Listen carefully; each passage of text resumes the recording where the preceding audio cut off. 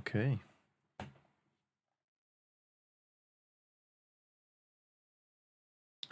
Should be receiving on both ends now. Yeah, I'll be a streamer.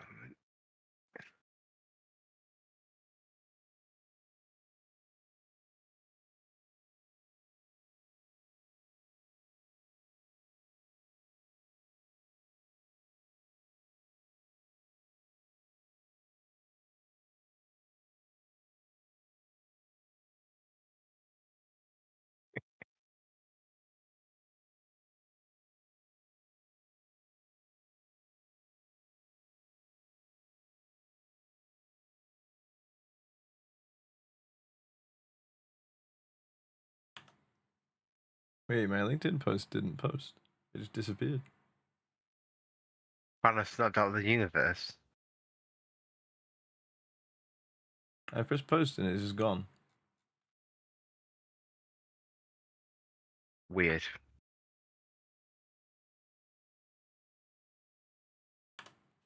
Okay. Food, select objects, apply modifiers.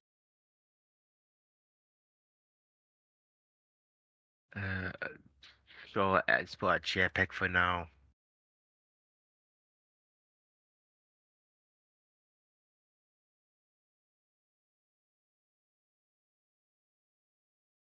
Yeah, the Facebook one. I'm guessing the video just breaks them. They're just not even. It doesn't say you can't post this. It just doesn't post. It's Oh, too, I just spent too like powerful. 20 minutes doing that. You're too powerful for it. They haven't upgraded to an encoder that's been out for years and is just by all means more efficient.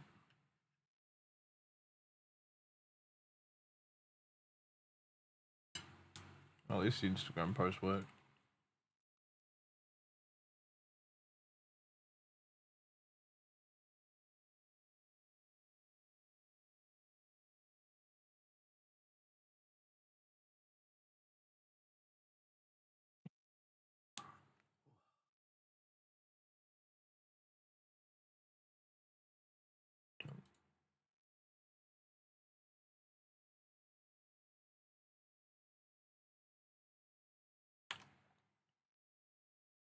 Oh, okay. So Facebook had like a handling time for the video. GODOT. So Facebook's working now. Been a while since I opened you. How big is this building that Jared made?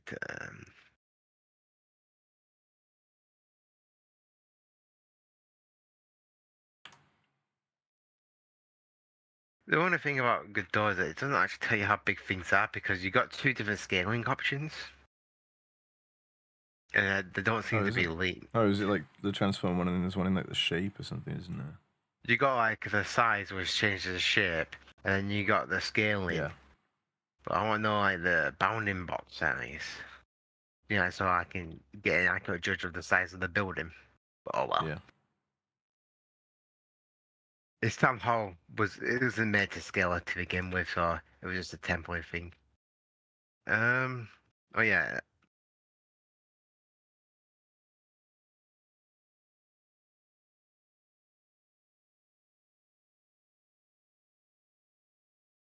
Well, we'll see. We'll see if that LinkedIn post ever turns up or not. I'm not looking. That's interesting. That's not pretty digging handy. for it anymore. Actually, exports the image texture out of Blender, so that's not bad. It's called Untitled, so I'm probably gonna I just leave it as Untitled because it's a test. Import. Sure. Okay.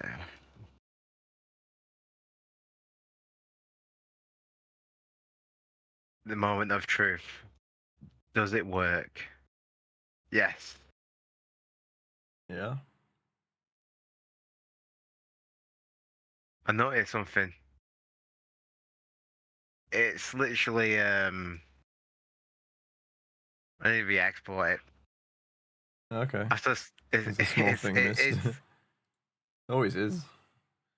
It's exporting way too. Oh, never mind. I need to change this frame to match the end frame. No, second.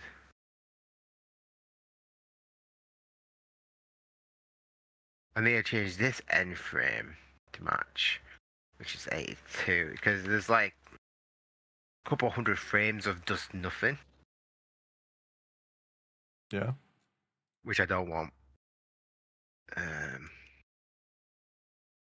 Export.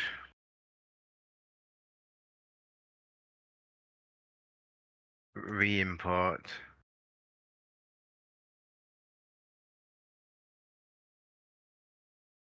Can you get rid of that fucking stash? That's pissed me off. Be gone. How the fuck do I get rid of you? What does this return? Int. We'll set that to 0 for now then.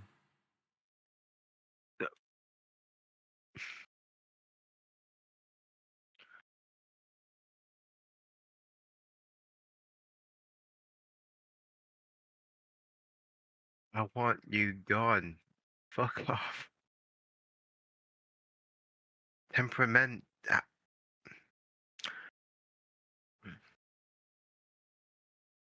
Okay, I'll go to Action Editor.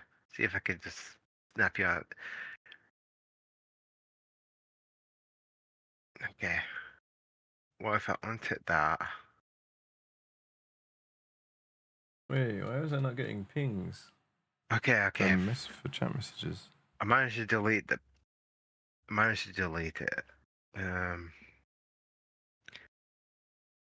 Okay.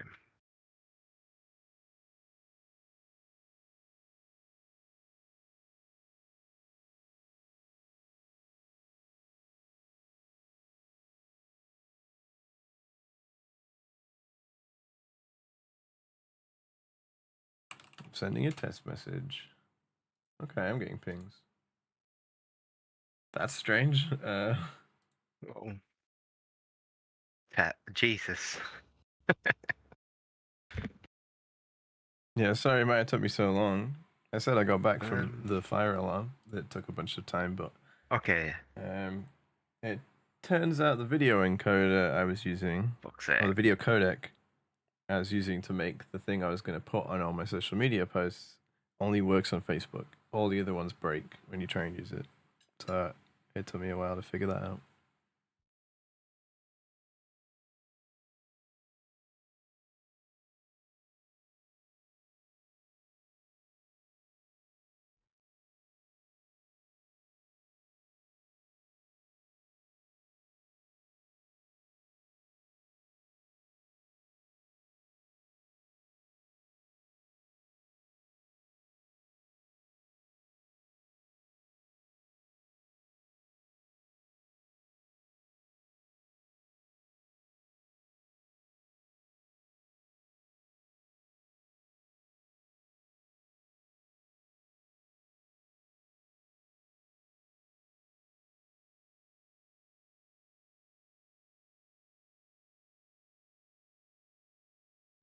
Regions are always nice. That's cool to see.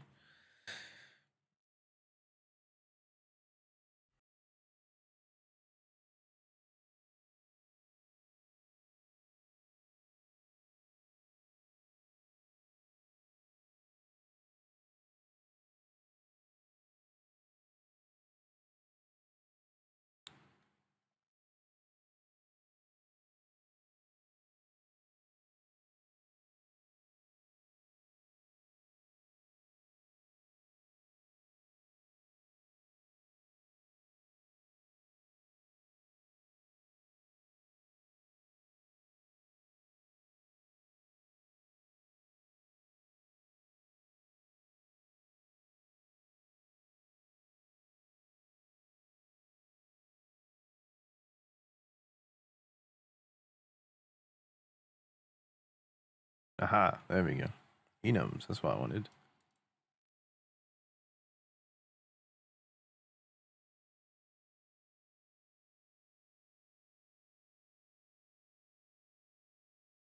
Why do I have 3 characters? Press enter the enum and put all the keys into a constant dictionary of that name. Yeah, enum state, probably.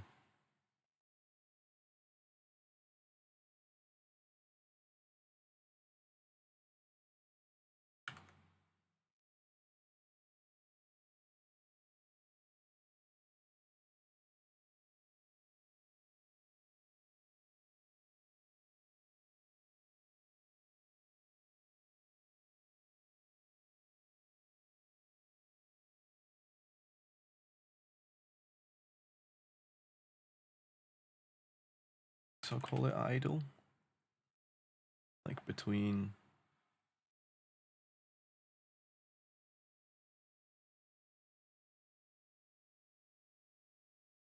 So that's saying state underscore.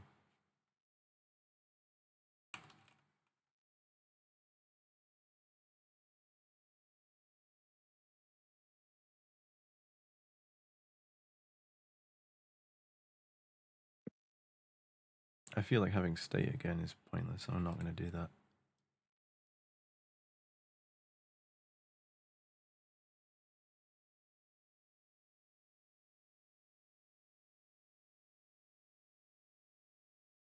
There's wait between trials. Mm-hmm. There's ready.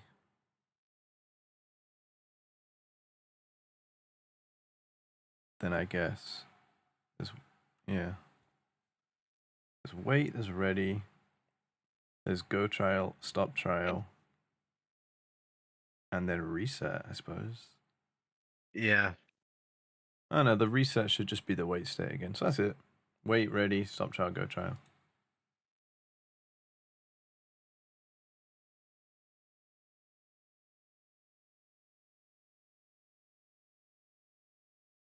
Okay, with this word now.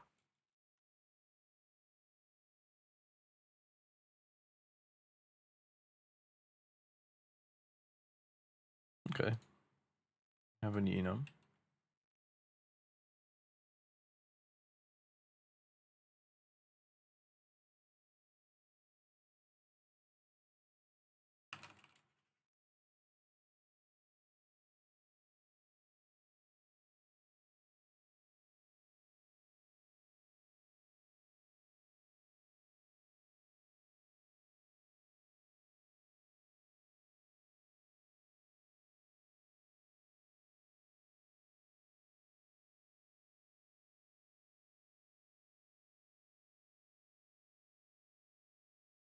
Then I need a var.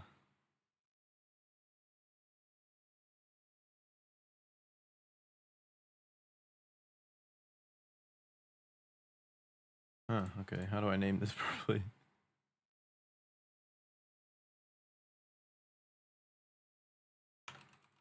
I guess just current state. Scene state dot wait.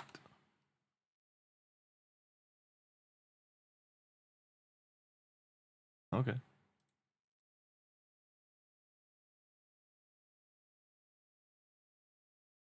Reorder this. Let's be neat about it.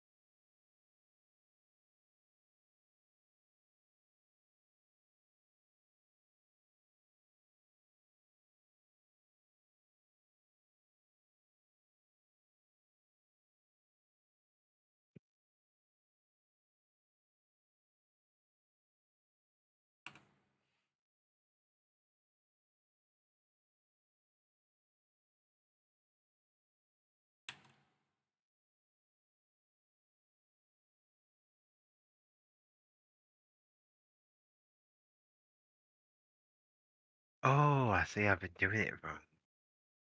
I think. Um.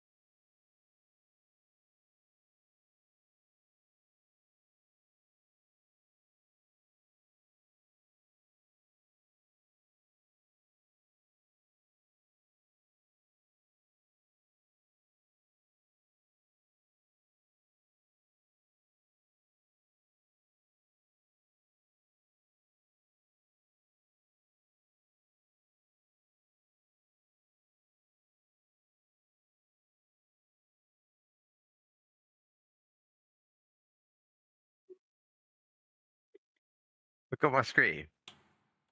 One sec. Yep, I'm watching. What the Gotta go hell? fast. Oh my god.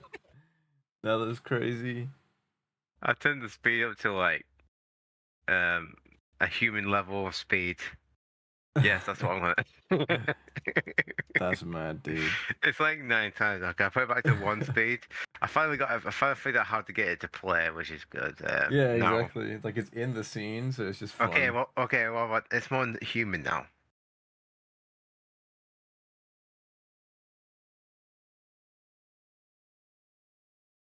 Maybe I probably if I play around with the speed, yeah, a more natural one.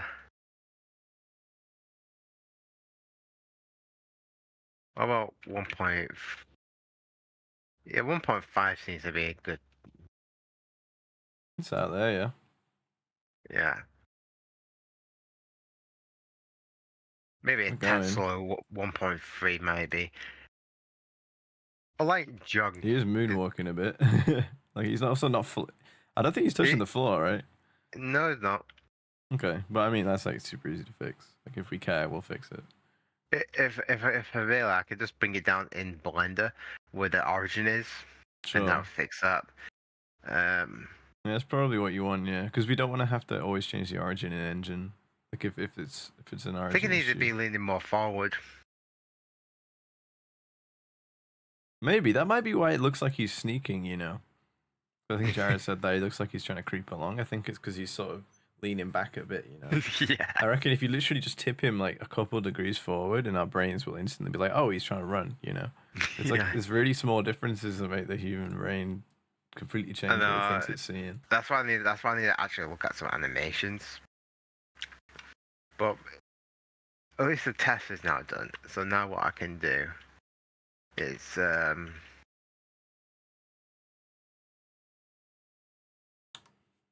it's still only posted the one, you know, what's the word? On LinkedIn, it just didn't make the post. Like I'm pretty confident it just isn't there, so I'm just gonna remake one really quick. It's kind of a shame.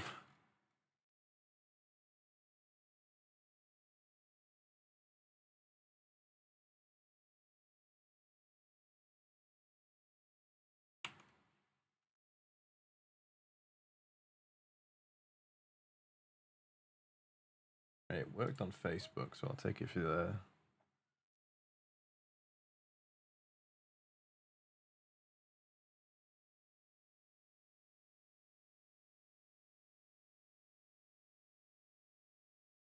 It did not work on Facebook. Oh my god. Copy and paste from that was completely unusable.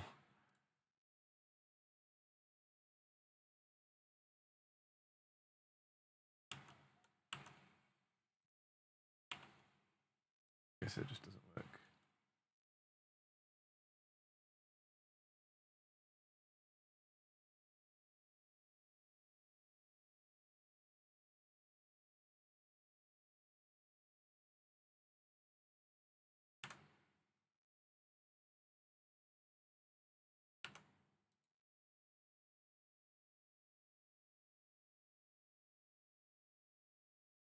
Reaper, I need to do this in object mode or keep offset.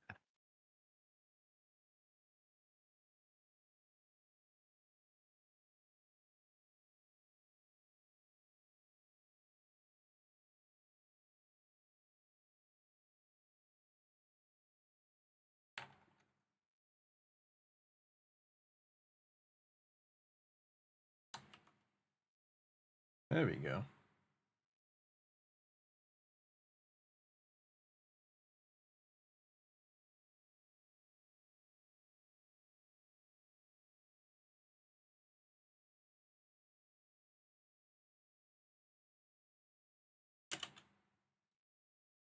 Probably want to do the, was it Z?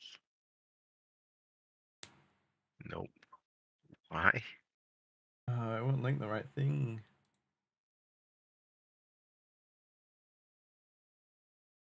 Could be.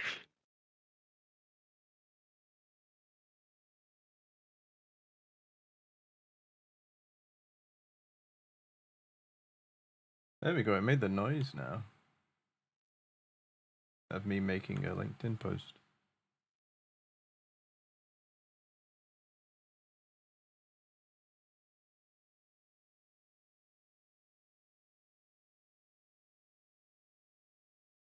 Well, that'll do it.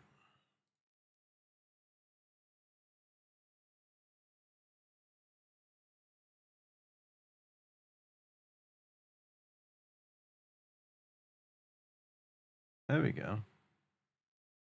Now it throws an error.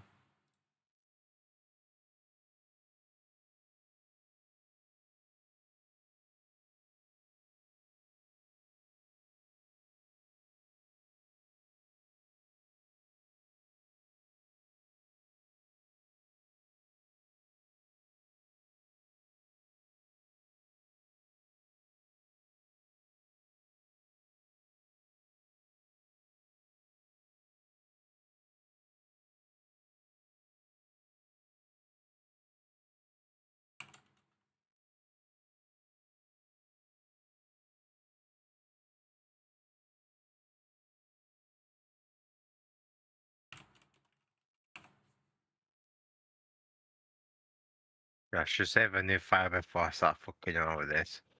That is the Bing. words. Those are words of wisdom. I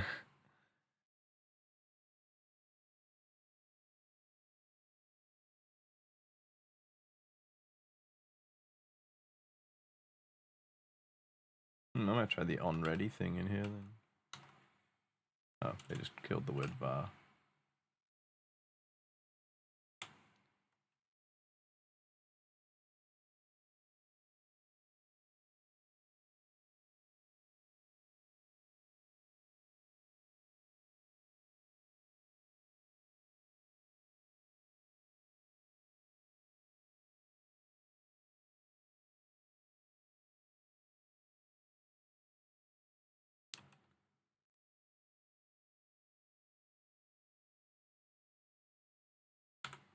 Yeah, let's see how this does now. If we go into, so this is run cycle.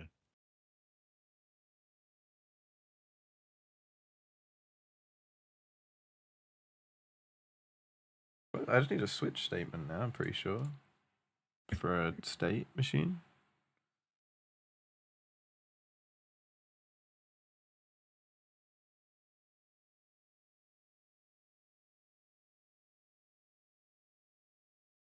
Equivalent of a switch statement found in many languages, but offers some additional features. Ooh, okay. Match is more type strict than the equals operator. One will not match 1.0. Okay, that's cool. String and string name matching, that's fine. So match expression and pattern block, pattern guard expression. Huh. That's cool. Replace switch with match, remove case, remove any breaks, change default to a single underscore.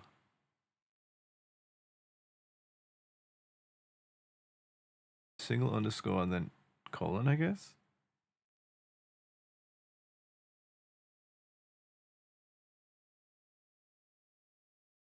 Patterns are matched from top to bottom. For pattern matches, the first corresponding block will be executed. After that, the execution continues below. Yeah, so it only hits one of them.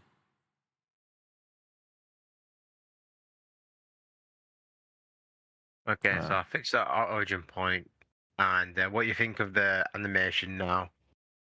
Let me have a look. I've leaned the spine a bit more forward. That's good, yeah. That's good. You could probably... Like, the difference is definitely noticeable. I'm thinking, I wonder if, like, his whole form needs to lead over a bit. Possibly, but for now, I'm just gonna keep it. Yeah. If you fuck with it anymore, I'm no expert on like. Well, if I fuck with it anatomy, anymore, you might just start looking at more alien. No, if I fuck with it anymore, I might as well just make it from scratch. Very true. Because I can't, because editing that's my critical eye, man. I'm always like, oh wait, why don't we change this? And I just never finish anything. Yeah, keep perfecting it. At the moment, we're in prototype stage. Because normally I would make this by scratch, and that would be then you can change more better. Because at the moment, if I go to here the timeline, double sheet was it? That's where I know our things that action as a run. Basically, see all these points. There's too many for me to do micro adjustments. Oh my god, yeah. Okay, because so it's too granular already. Yeah, because it's mocap data. And okay. It's a like you kind of need to leave it as it is. The spine adjustment is plenty then, I reckon. And what I probably could do if we go to this section, because I know what you mean. There needs to be more kind of impact from the legs. And like they need to be sort of leaping off. You know, if you're running, you're bouncing a lot more. Plus, this guy's kind of resting on his feet. Yeah, I know because of that animation I got. Yeah, okay. I mean, this is the thing. It's close. I'm gonna try. The fact that they have an animation at all was honestly not really required. The rough and dirty way of doing it, and then we just.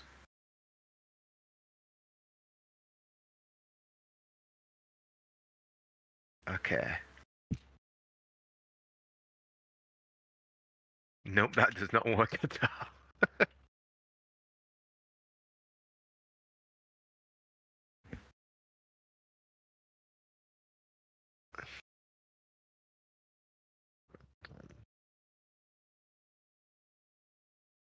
Oh, scroll wheel's bugging.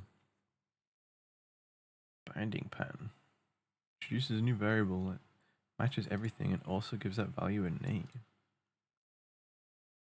Oh, that's very cool. Dude, the docs for Godot script are so nice. I know, compared to Unreal. It describes every single individual like use case of anything in the language with examples. It's so nice. Like I'm reading this going, oh, that's cool. I know when I would use that. There's no like opening another like Stack Overflow to be like, what's this for? I just know what it's for because I've read the doc. Super nice. All right, let's make a match statement then.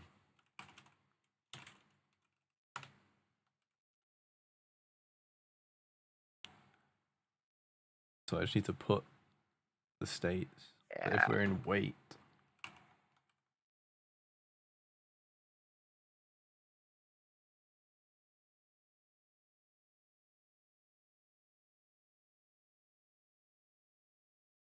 Right, this could get messy.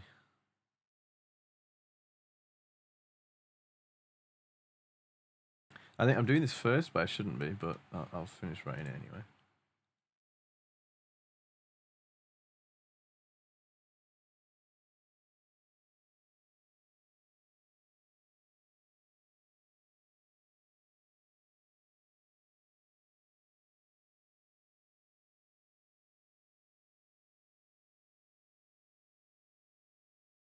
You know, I think I'm jumping ahead of myself. Let me get rid of that. It's making things complex in my head, so I'm just gonna work from a different angle.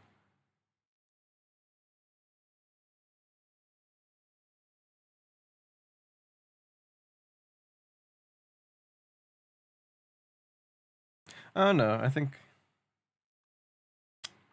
I need it.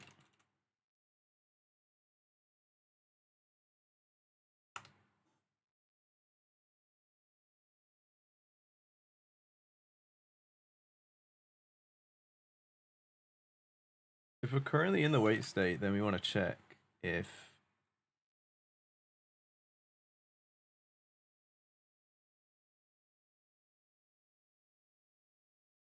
Yo, Noctis, what's up? Just making a scuff animation.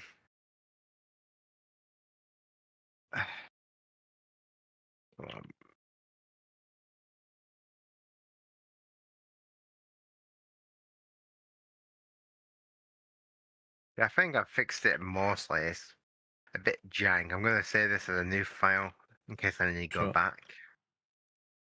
These are all good decisions. But at the moment, I can come back later, and it should be fine for testing at least, so that way we can pass it to you and you can fiddle about with it. Sure, yeah. Well, yeah, it's just yeah. Like the state it was in 5 minutes ago is more than a still capsule or a T-posing model, so it's always gonna make it easier to visually represent the game. It'd be good to know how you can take it and apply the animation, because it's before That's I just true. make an I need animation. to figure out how to turn it on and off. Yeah. I need an idle animation as well. Whether that's literally like it doesn't have to be like them breathing, literally just them static. I need some kind of pose to set them to when they're not running. Yeah. So I'll need to worry about that at some point.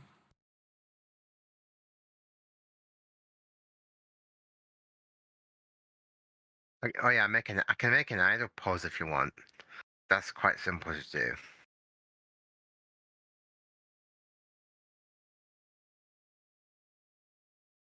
Wonder.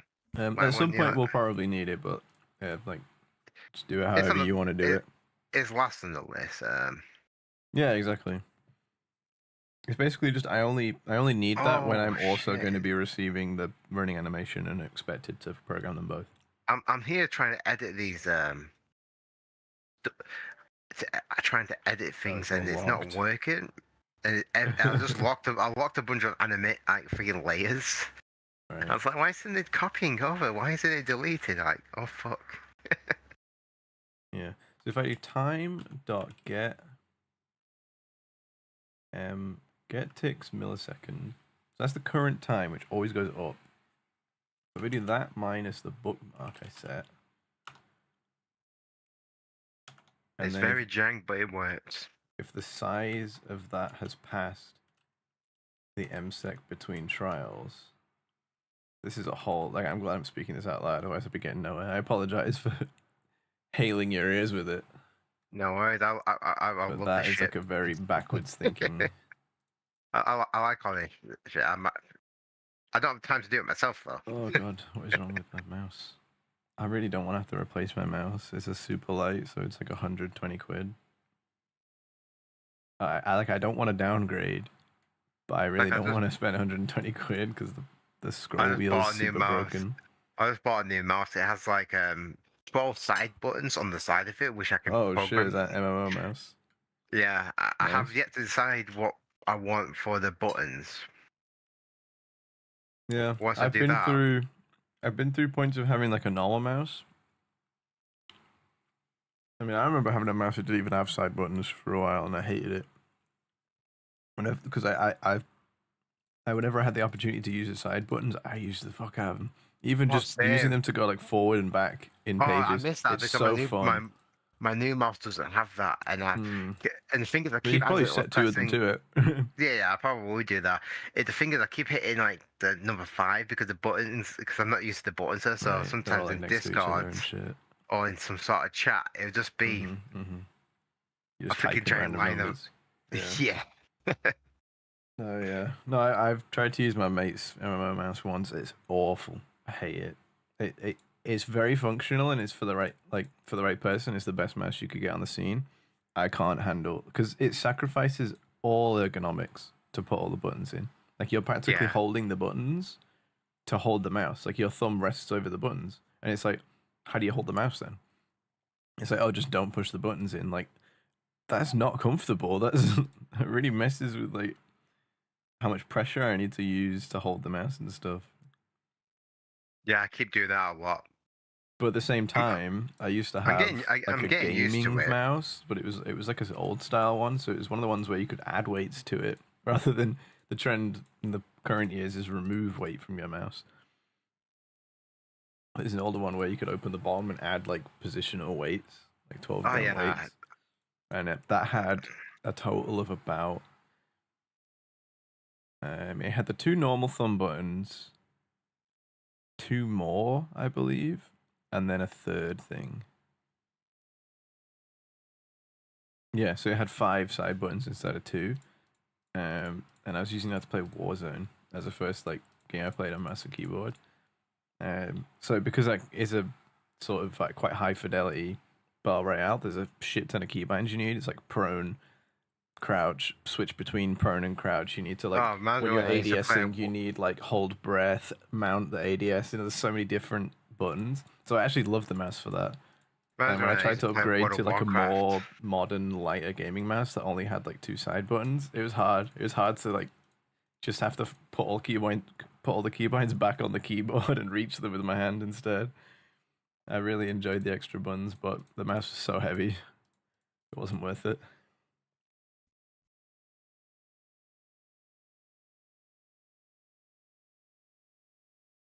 Right.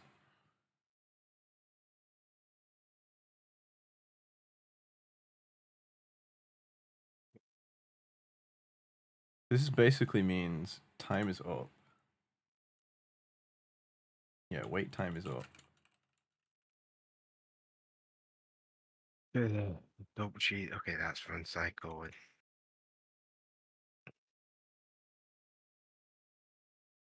That's weird.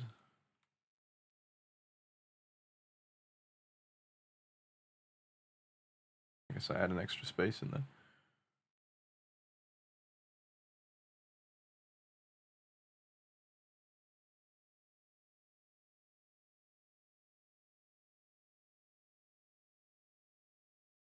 I'll change current state to ready.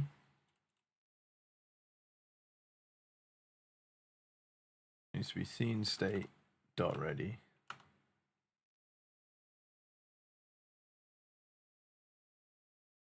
One thing I don't like about importing certain meshes is that it messes with the character's position slightly. But I'll fix it another time. Okay.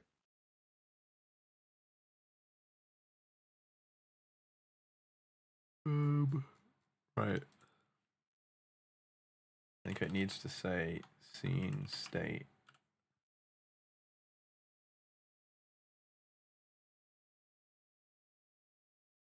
There we go. We'll be clear in our coding. We will be clear.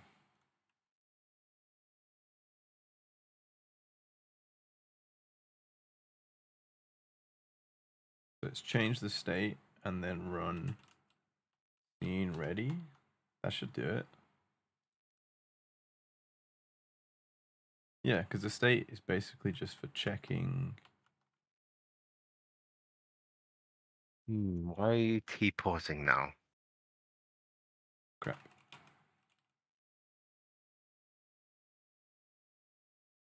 Scene state dot. Oh, can I not break the white space? That's fun. Wait, no, that wasn't the problem.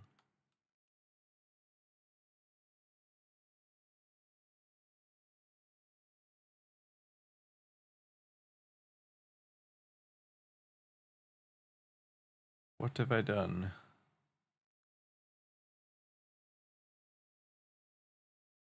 Oh, can I not have multi-line stuff?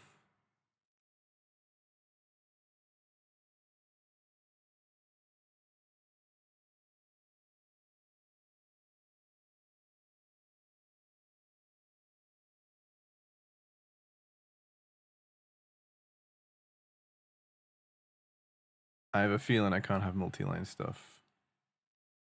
No, it says code block. It says block. Oh, I don't know. Oh, it's because I didn't put a colon. What did you colon? Yeah. That's just fine. It's okay. This is what I mean. It's like I'm this is broken down a coding, bit. decoding experience. Yeah, and I've broken down. I always say this when people, like, if I'm talking to someone who doesn't really done it before, and they're like, "Oh, like coding's so hard." I'm like, honestly, no. It's just being human is hard. If I wasn't making human mistakes, coding would be so easy. Well, I've broken down animation somehow. Right. I don't know what I've done. It's no longer playing in the. So it looks fine in that scene, right? It's when I play this world. I'm sure it's like a tick box away somewhere. Yeah. Oh wait, it's like I think I know what. If I open up the.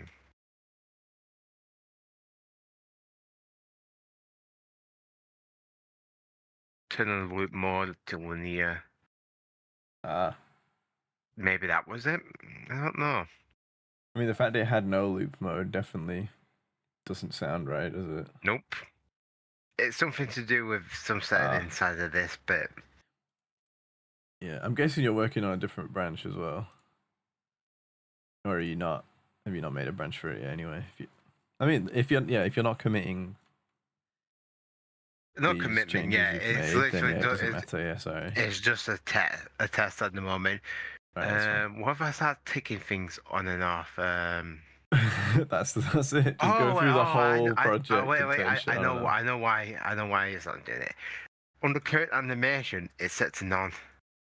Oh, so it didn't have an animation set. In code, what you do is you probably just set it when it starts moving to run animation, and it just takes a forward vector. Oh, okay. So this. Yeah, so you want to choose. Oh, okay. So I place the character and it has an animation player. Yeah. That's nice. You just attach an object that runs the animation for you. So yeah, so I can just somehow access that object and just change its animation in the slot. That's super nice. Like that seems very straightforward.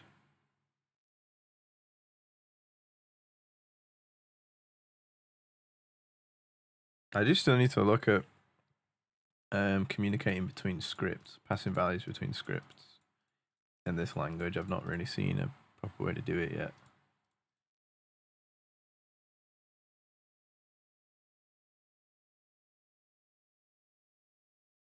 Like in another language, in C languages, I'm pretty sure you just sort of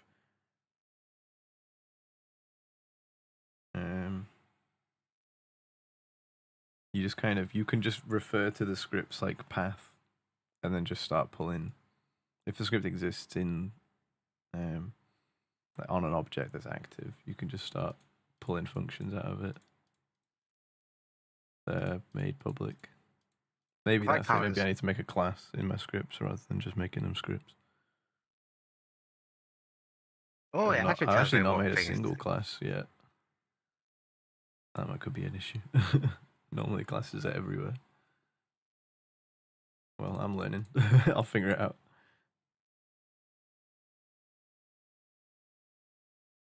Oh, it seems like if I hover over this, the current animation, it's like changing this value does not start. See the play bracket for more information on playing animations. Okay. Look enough, the docs might tell us a lot of stuff. Now how do I get how do you click it? It like offered you a link but didn't let you click it. I saw that. Can't animate itself, but no. Not sure.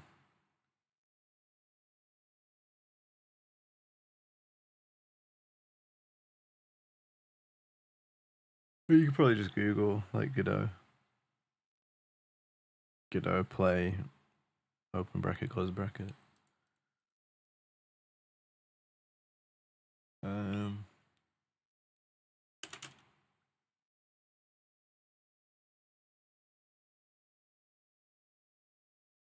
just going to delete I should only ever need one bookmark as long as I'm just going to delete the character and re-add the re-add the new one. And maybe that's what's broken. Okay. Nope. Why aren't you moved? You const msec.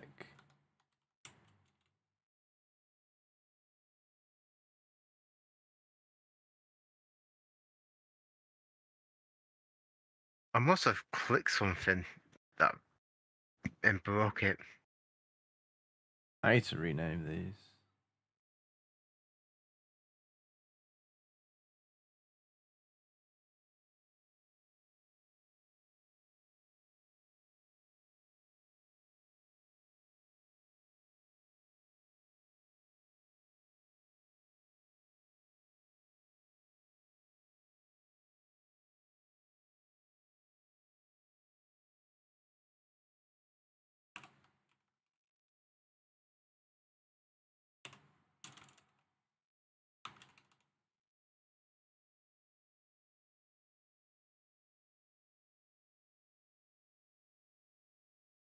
I'm just gonna Google it. I mean, that's the way, man. The art of creating stuff. I've heard Software dev. there's an autoplay button. Oh yeah, the freaking autoplay in the world. It's hiding somewhere. I just can't remember where it was. Yeah. There's an You autoplay knew that on was the load button in issue. the top right corner of the animation. Right. Somewhere in this place is an autoplay on load. In this bottom thing, right? Yeah, an animation player. That's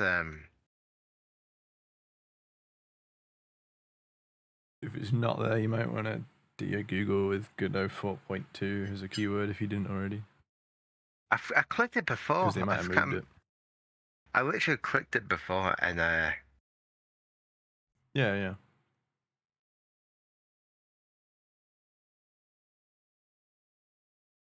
I'm just reading.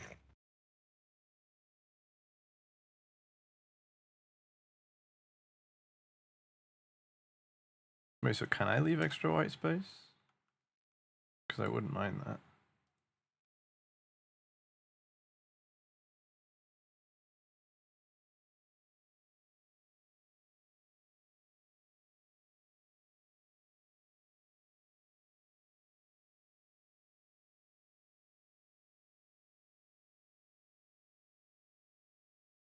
Wait, can't change loop mode or animation embedded in another scene. Does that mean you're trying to change it from the wrong scene, maybe? Like it wants you to go somewhere else to do the changes? Unless That's just what it says in the stream at the moment. Yeah. Unless it's something to do inside of here.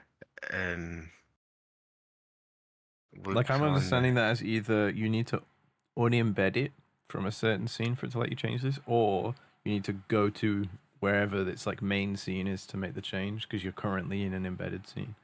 That's the two ways I understand that error. This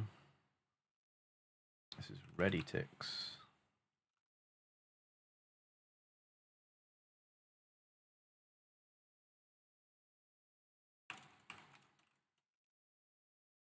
I'm gonna keep googling it. I literally clicked on it before. I do remember. I just can't remember where. I just can't remember where it is. When you literally click it, but then you forget like screen?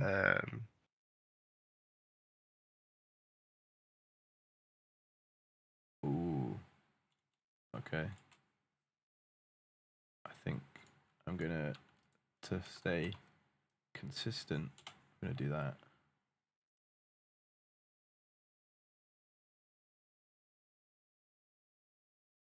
Because I need to determine. Oh, I fixed it somehow. Oh, okay, sick, man. Don't ask me what I did.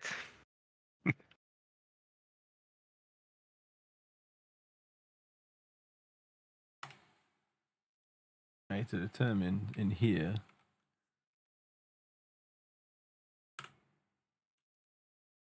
Yeah, I'm gonna revert back to an earlier animation. I don't like that one. It's because I messed too much with the legs, so it's not seamless anymore.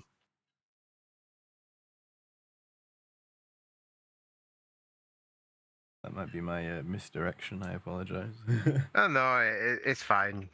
I just what I should do is not focus too much on like the specifics at the moment and just get something out there. Oh. Okay.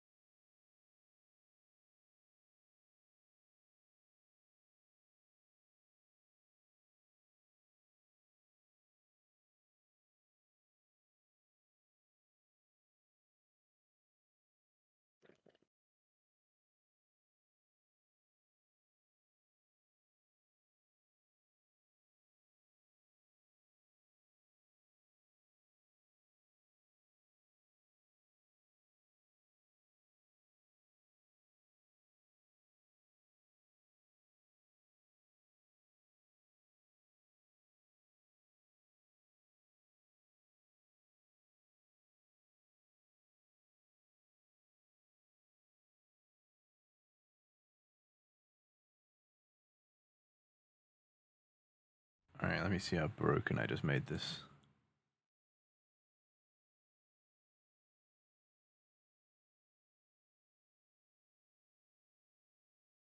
Okay, that interesting. So the starting state is wait. So as soon as this gets run,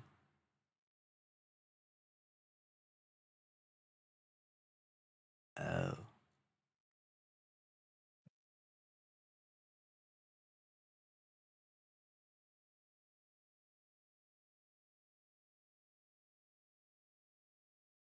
Oh yeah.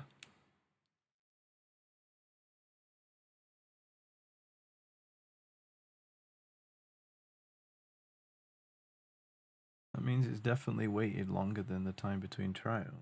And it should have done this. It should have done seen already. Oh, it's already ready. Oh, Jesus. I think it's underscore ready. Scene reset. That should have us chilling. Oh, there it is. I figured out what I needed to click. It's this little freaking arrow key with an A. It's not very obvious, is it? It's not, and I must have just been running clicking it the first couple of times. Okay, so you have to have that. Sure, that would do for now. Okay, I'll be back. Okay.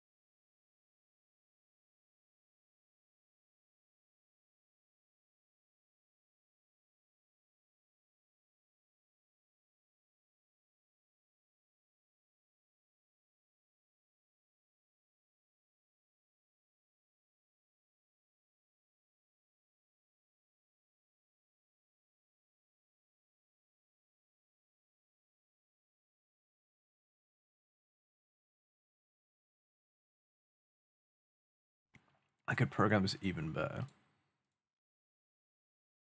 Where like there's a dictionary of these states with like these functions as delegates or something. We'll write that in.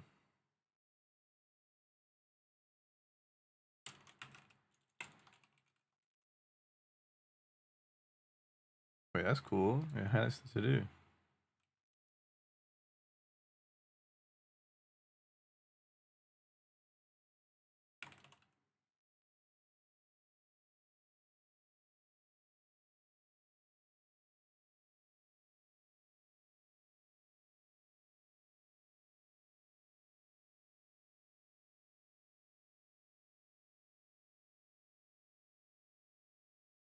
Oh, it works. Kind of. Okay, okay. This is actually working. I'm excited. Oops.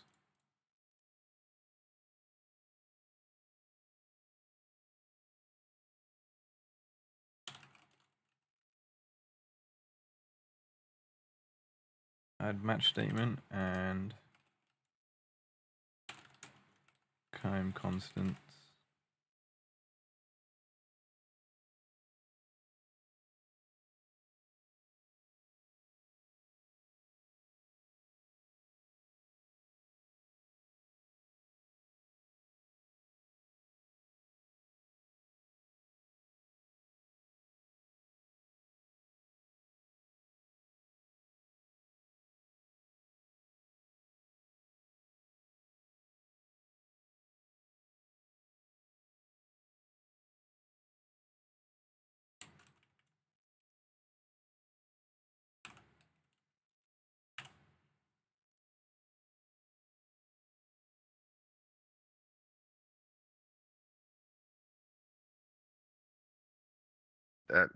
Is Z forward? Yeah. Then we got it Yeah, perfect. so Then. forward isn't going the right direction across the pitch. To get everything in the right position, it has all been rotated 90 degrees. Yeah. I was just wanting to know Okay, that yeah, forward he's going is the Z right because, way, yeah. because that means when you basically moving it on the forward vector, it's running constantly, and then it can rotate. Oh, right. You mean Yeah, you set up this sort of like it decides what direction it's going to what animation it plays? Well, it runs forward. So Right. if it's for example, say these are moving on the Z-axis, but they've been rotated, this would just be running straight forward. It just makes it easier to. It should make it easier. Yeah. If it's going on the right axis that the actual object thinks it's going, then I mean, yeah. Like if I handle the animation just needs to go forward for now, and if I want to handle rotation, I'll just do it in code based on its 3D node. I wouldn't expect like a rotating animation in a prototype. Well, no, that's what I mean. It's not rotating an animation, but you rotate it using code. Just rotate the whole object. Exactly. Yeah. You can probably do it now. You can probably just grab that character node, turn it around, and you'll still be facing the way. Like if you face it somewhere else, he'll turn as well. It will just face forward. So now yeah, exactly. Yeah, that's exactly what I mean. Yeah. Yeah. Sorry, there's like a little delay on Twitch. Let me see if I can speed it up. Actually, there we go. Still floating though. I need to fix that. If you've got time, because I actually don't think it's a huge issue. I've just put it down into the ground a bit more. yeah. In engine that works. Yeah, I just fixed it in engine slightly. So we're not even going to have iCUE or whatever it's called anyway. No, it's not. There's no feet to the floor, so. Yeah, there's no iCUE. So so it's probably going to clip and stuff anyway. It just needs to look like it's good, right? Like that's it. This is the smoke and mirrors part. It's a prototype, as you keep saying. It just needs to look good enough and function good enough to show that if we did it again, especially if we present the solutions that we would plan on implementing if we had more time and money, then that's how you win a client.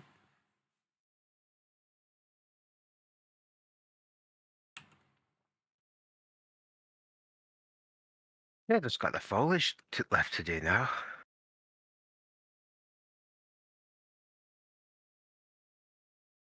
How do I determine? Oh god, now I have to build more functionality that I don't want to build. I'll just build this for now. Like, I'll just make this as it is for now. Right, I'm not writing all that out again. Yeah, so for now, I'm just going to say that the defender, goalkeeper, and player, as the models have been done. Animations is a different story. Okay. Why is it trials? It should be trial. Trial ticks. Main building, that just needs unwrapping. Background building, Tammy's doing that. Forge and rocks, that's That was weird. My like screen of your Twitch froze for a second, but your stream's fine. It was just like my browser stopped playing it for some reason. But it didn't do like, you know, when it sort of it goes black into like network error, it just froze. It was just stuck on a frame. I've not seen that before. Interesting. Yeah.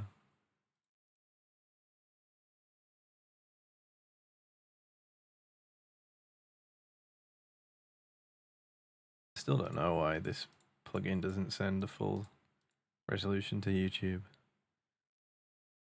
YouTube is retarded. I don't know. I don't know if it's YouTube or my stuff, to be honest. Like this plugin, I can see it going between 6. It went as a 6.6 megabits per second up to like 13. Yeah, I just closed GODOT, but now I need to open it again so that way, so I can see what the environment looks like, so I can make it.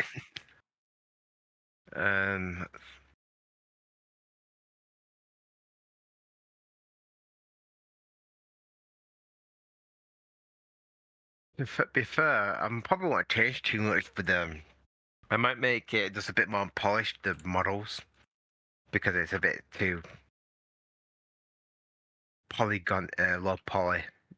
Just a tad more.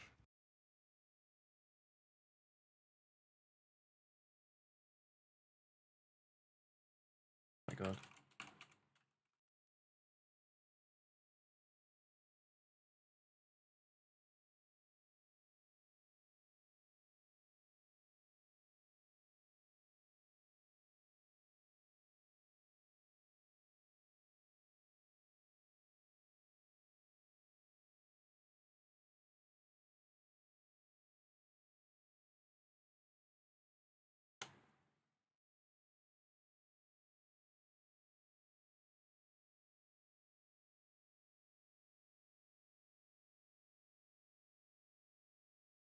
Okay, the hedges, they're pretty much done. This is good.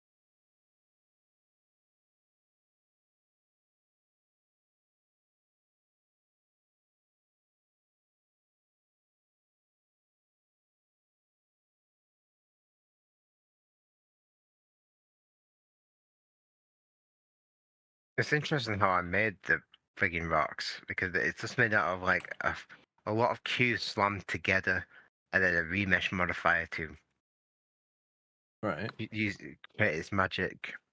Oh, okay. That's smart. That's really cool. I've never seen that before.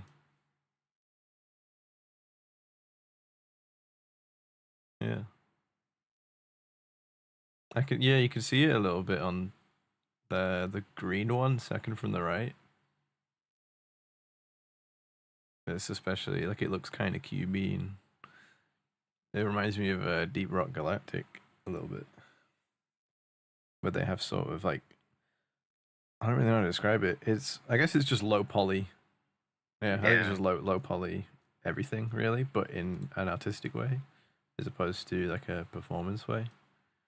It looks really nice. So like, because it's low poly, but then they have like sort of high res shaders, reflections, all sorts of like fancy shiny graphics on top. And actually, I really like it. It looks so nice.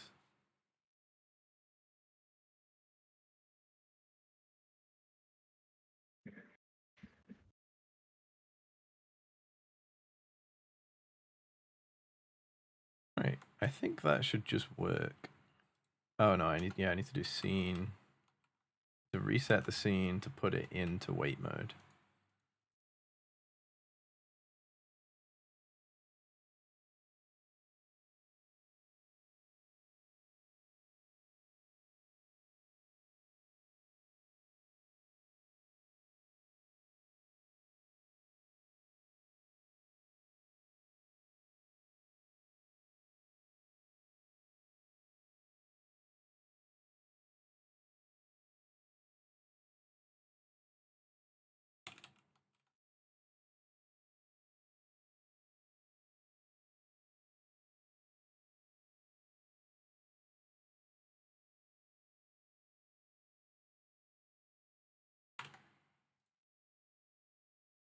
Yeah, that's not gonna work.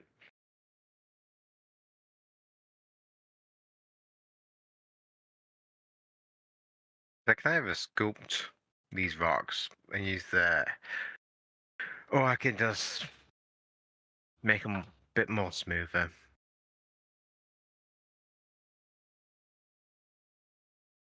Yeah. Right, it should now sequence itself. Oh, okay. Okay. What's going on in your stream? It's not. Oh, of course, because half of it's still run by keybinds. That's why. Oh Jesus! I didn't realize I was getting in the thick of it already. So I need like events, signals. I think they're called.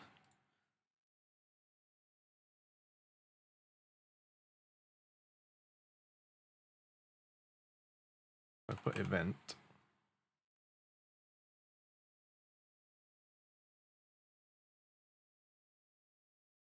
What the fuck is this?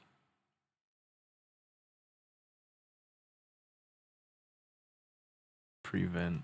Everything just says prevent. So is signal an event?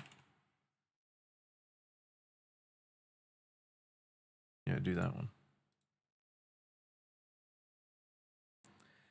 Ah, signals are a tool to emit messages from an object that other objects can react to. That's what we want. That's the fun stuff. Create custom signals for a class. Oh, I need a class. Still weird. I don't think I have classes.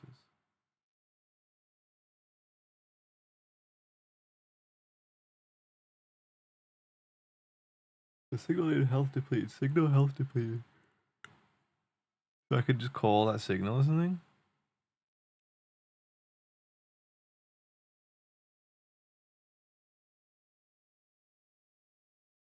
We in the docks. Yeah. In the example below, we connect health depleted signal from a character node to a game node. And the character node emits signal the game node's on character health depleted is called. Does it have to know the node though? Oh no, you have to connect it manually. Okay. How do we call it in the character?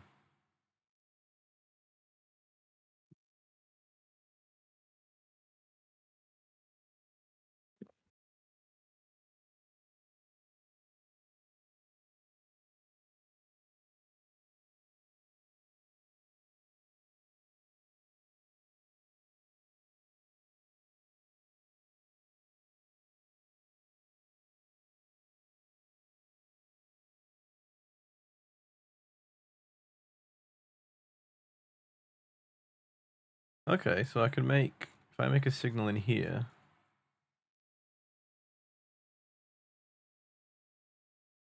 Got spawnables.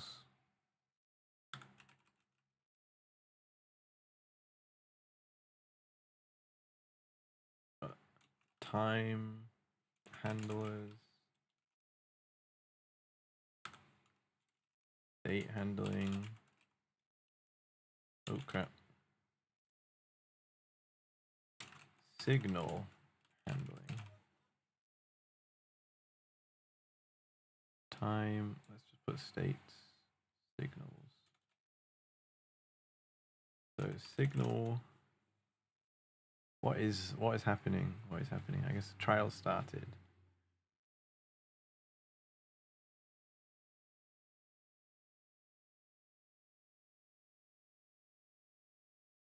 Let's be specific. Go trial started.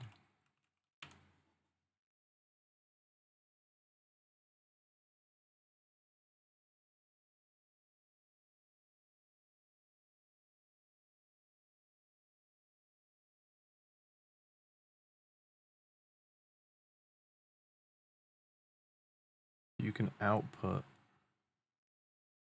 Ah, okay.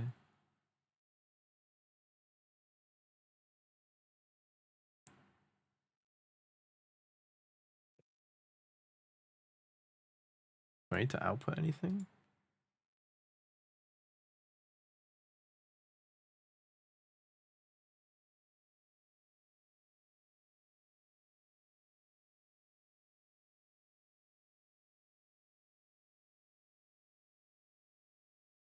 Dynamically typed stuff so weird. I can just type trial started. I don't have to tell it whatever's going to be in that trial. And later on, I could just shove shit in the trial, and it'll just accept it. It's like the fact that the language just doesn't care is crazy. I tell you that it's a good thing. It's nice. It's weird how easy it is to use. Is what it is. That's why I'm so like surprised by it. Like I could literally just say signal. Here's a signal. That's my new signal. And then later on when I actually emit that signal, I can shove a bunch of variables in it. I can do whatever. And then other objects just have to say what variables they're expecting.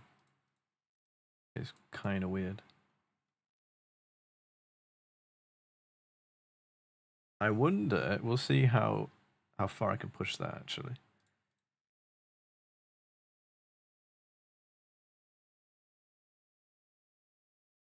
So in scene trial start, we'll spawn all this stuff, and I will also emit signal. How do I do that again? That's just something dot emit. Trial started dot emit. And that's it. I just put a semicolon to end the line. I'm feeling it feels decisive when you end a line with a semicolon. I think that's what it is. It's a habit of like, right, I finished that line. Just slap it down. It's like when you finish typing something and aggressively hit enter. Same vibes. Slam the enter key. Yeah, just mash it.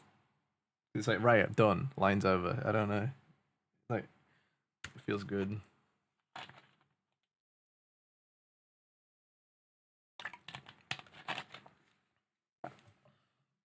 Apologies for the bottle screwing noises. I should have muted. Right. Yeah. Don't have long left until I got to go to work. Oh, yeah. About an hour.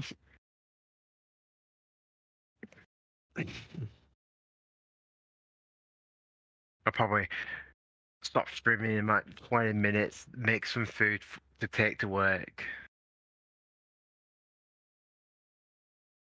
But got quite a lot done. Just got do the foliage, do the foliage models, and that's it for the models, to my knowledge.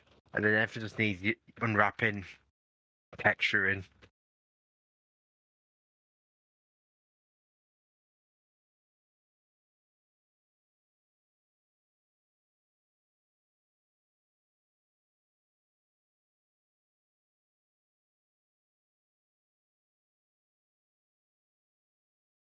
I try and get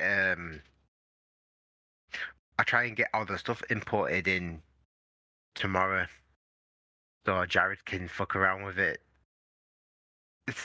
Okay. Before we show it to Jack on Tuesday. Yeah, and myself hopefully.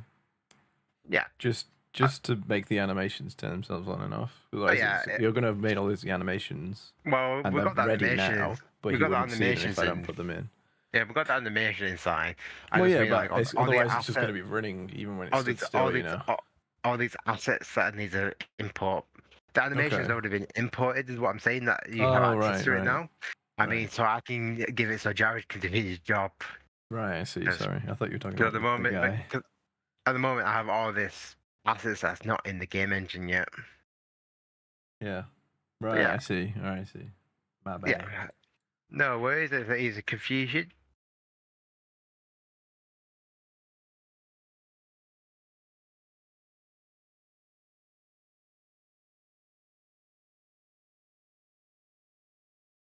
Just looking up, most of the dirt mounds just needs moving rather than any modeling. Yeah. The tree is going to be a pain in the ass. Well, not too much of a pain. I think the first time I made a tree model, about 10 years ago, almost killed my laptop. Almost killed my laptop in 3ds Max. Oh man. I mean, trees are not fun to render. Yeah, because it's trying rendering all the branches as models, and then my laptop I think it took an hour for me to open Task Manager and another hour to put another one to put. It had so much crap queued. Like that was the earliest it could get to it. That's crazy. It does, that sort of thing puts the speed of computers into perspective, in my opinion. It was a shitty laptop. Like the fact, that's what I mean. It was a shitty laptop, but it probably was still doing. I mean, it was probably still had a gigahertz processor, right? If not at least megahertz, which is, it can do 1 million things per second. And yet, something that we consider as simple as, oh, you were just drawing a tree in 3D was like killing it. Like, how much detail is in a 3D tree? It's insane. When you think about what I did, it was rendering each branch as a solid object, each leaf as an object, multiple branches on the trunk. Yeah, you can see how I used my 3ds Max tree maker, and it was a mistake. Oh, that does sound problematic, to say the least. I need some more topology in that direction.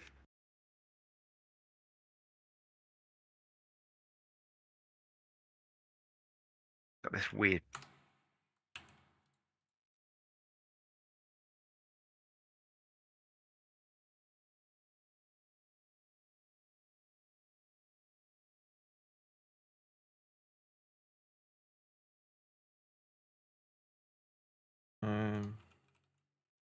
Begin setup for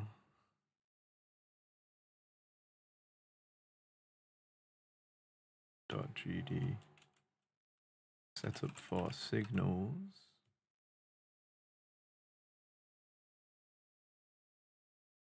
What I've done there. Now I'm going to go into ball feeder.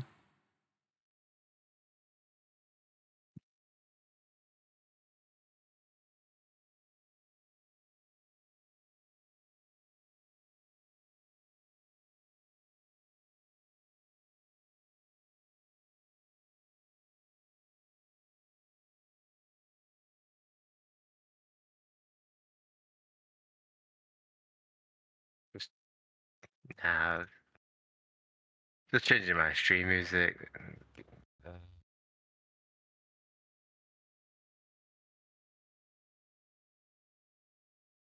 Oh, that's interesting.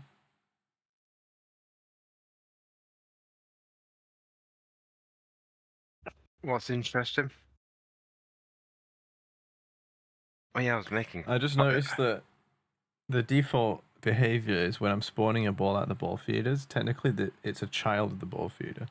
So if the ball feeder ends up getting moved or deleted, I'm pretty sure that kills the ball as well. Which I think is what I want. I think because we're never going to move the ball feeder, I'm never The gonna move fact the that ball the fact that feeder. deleting the ball feeder will delete the ball, and I Also, don't have to it go might make find the it ball in the tree, might sounds make it good. easier for the second test, the color change test. Each ball feeder has no. We want balls to be different color that comes out of it, regardless of. It should be fine for the stop signal test, and for the color Yeah, shape it's test. just a behavior that I've just become aware of. I didn't realize that it was attaching it like that. So I think you have to add it for it to exist. So I could totally add it as a child of the scene, the root node. Actually, no, I don't think I can do that. No, it gets weird. It gets weird. I don't think that's a problem. I think it's actually good that I've noticed it now, because that means if the balls are ever randomly moving on their own or just disappearing, we know why. Then I can go, oh, is it because the ball feed is moving or disappearing? But I actually think that is better left as is. Yeah, we can always... For a second now, I was like, oh, that sounds wrong, and it's a dependency I don't like, but I actually kind of need it, I think. Yeah. Spawned ball equals instantiate ball.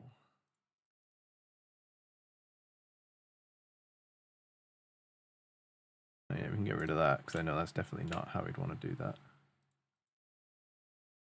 Oh, dear.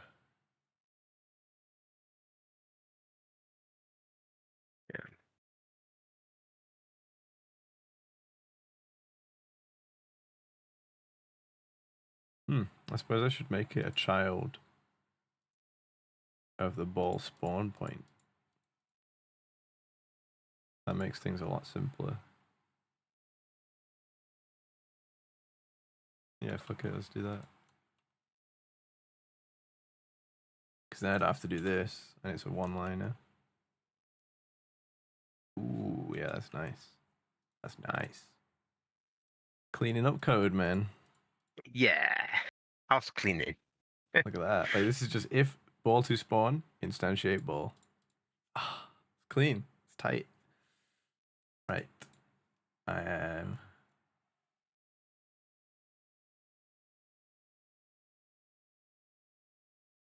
I might have to get rid of this whole function, to be honest. I don't think I need it. Oops.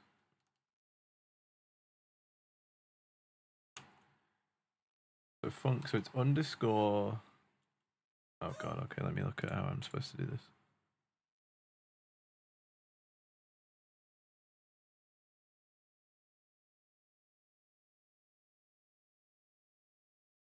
Can I just do get node and that works?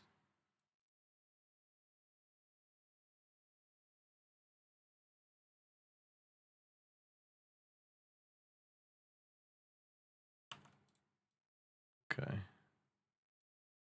We'll try that.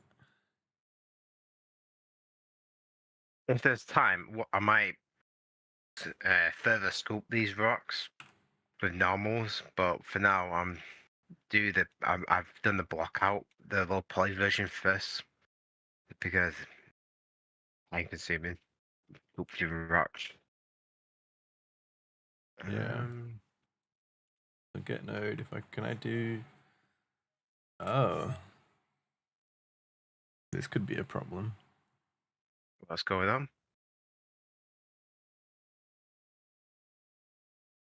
I still have to get a reference to the node that's calling it.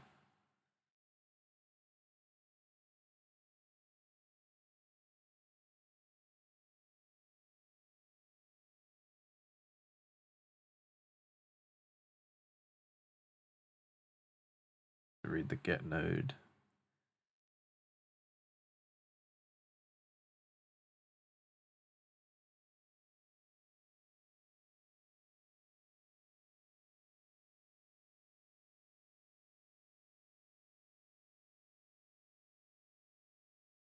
Noise return an error is logged. I don't want an error to be logged. That's bad. I just want to try it. Can I try get node?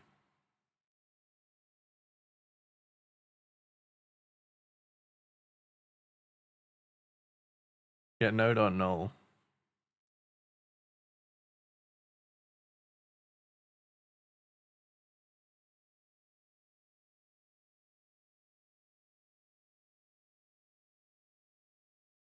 Oh god, where am I That's going? Maybe I need to be less rocks. deterministic, actually. Turns the parent node of the current node on null if the node lacks a parent.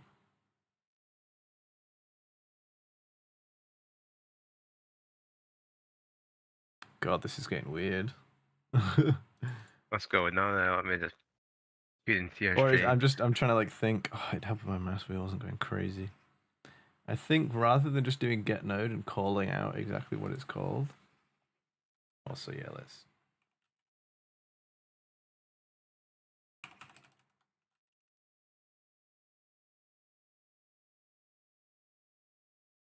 I need it to stop being red for 5 seconds.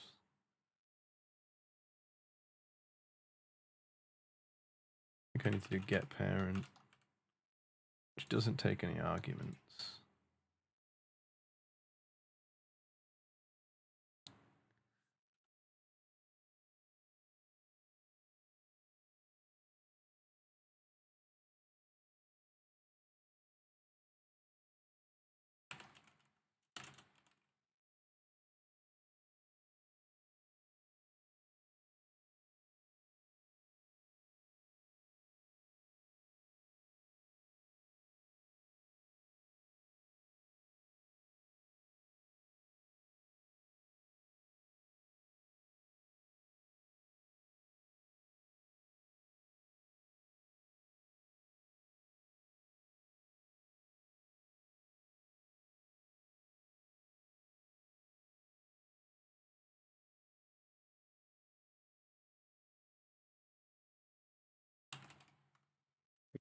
Generic pack.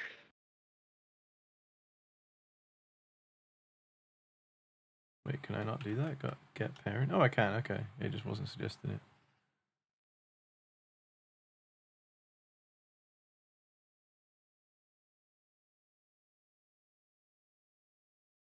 Oh, I'd say on.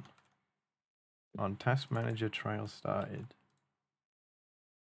Is that the name of the signal I did? Yeah.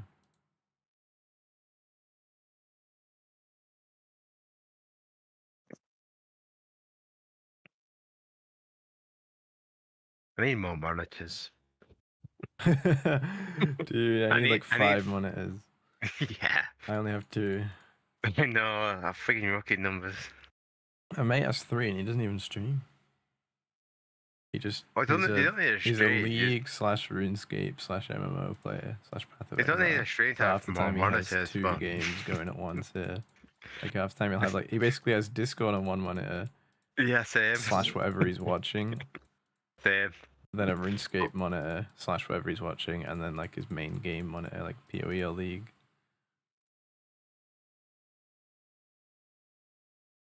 But yeah, it's like I need 2 monitors realistically to do work, like to be a coder. So then I need a third monitor for stream shit, realistically. I need more references because I can either have stream open on my second screen, or I can look at references, but yeah. And I sometimes like to peek at other people's streams. Yeah, I think 2 is the bare minimum, and then 3 is like I actually have use for that now. I've never needed it until it's like, okay, I'm going to be streaming. Like I actually need to see just a completely separate monitor dedicated to it. And then I realistically still need 2 monitors to do my work.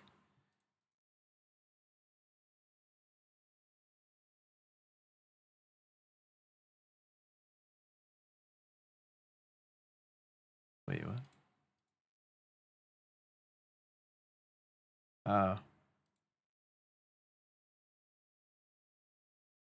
Wait, can you just make references like that? I'm going to say yes. I don't know what's going on, but yes. Yeah.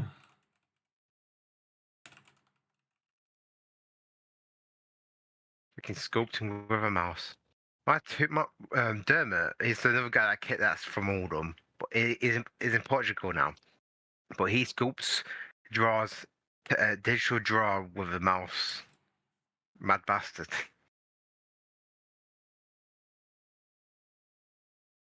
Yeah.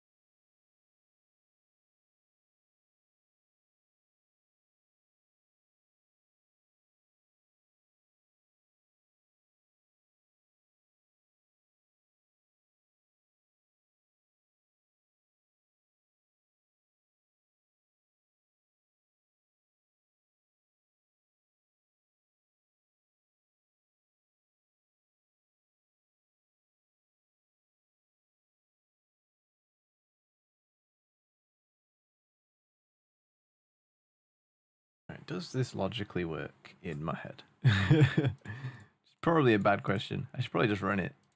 But, like, I don't think it's working yet. Only one way to find out. Just do it. Okay, yeah, let's just see if it works. Because if it logically works in my head, it probably still doesn't work anyway, because I've made a mistake, so...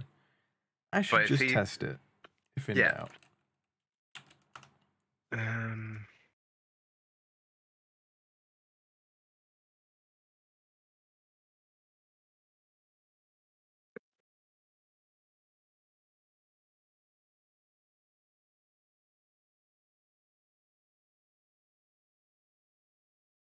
Trying to export to GODOT to see if the new okay, it's these ones.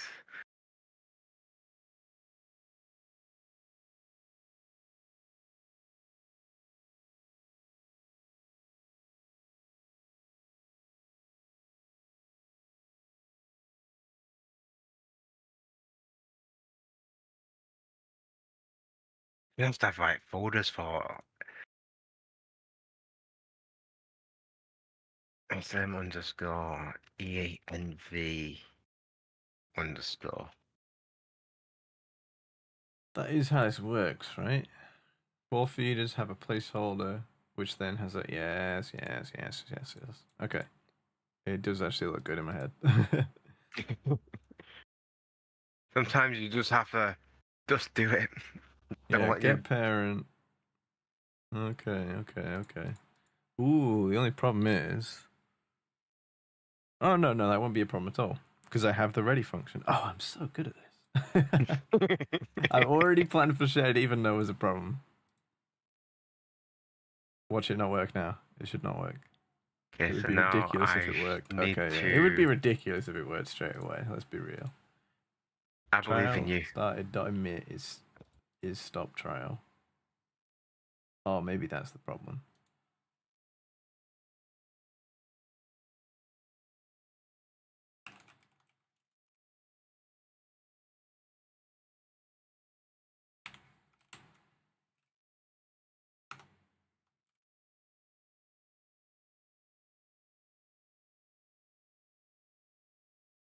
Can I export normal?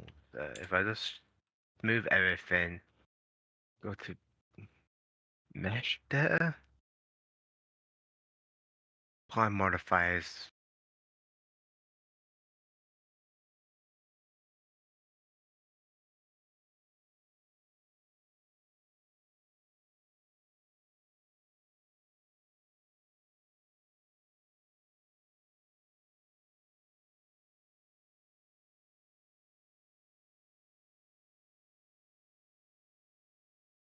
Wow, that's cool. Okay.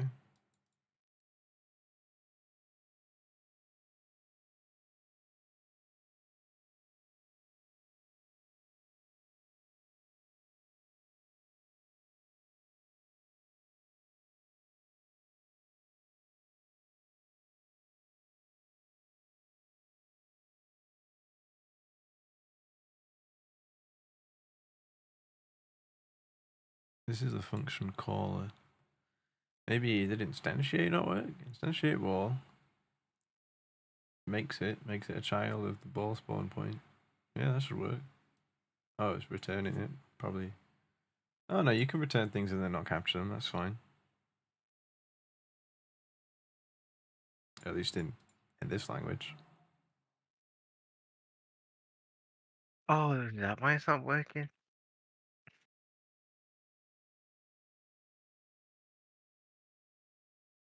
Maybe it didn't grab the parent correctly?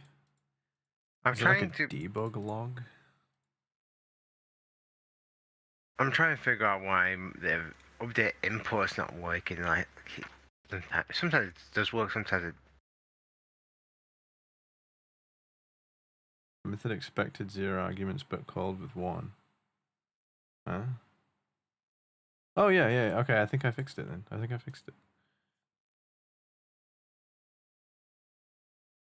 Oh, it works. It's really quick. Does it? Okay, let me take a gander. Let me just make it a bit slower.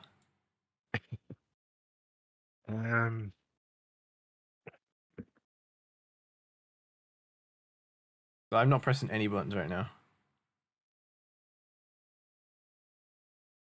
Is it just going to keep doing it? Yes! Does it change sides? Oh, look at that! I've not touched the button since I pressed play. Nice. Yes! Definitely. It works. Okay, I need to test something.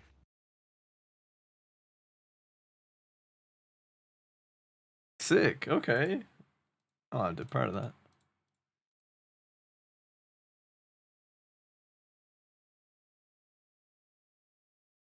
Let's commit the changes.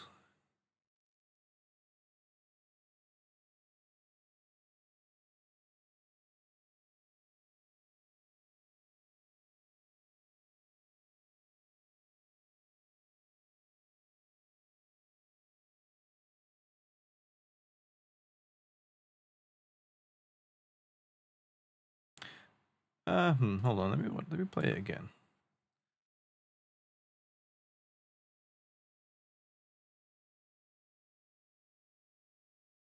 For some reason, it doesn't want to smooth. There must be something in the import settings then.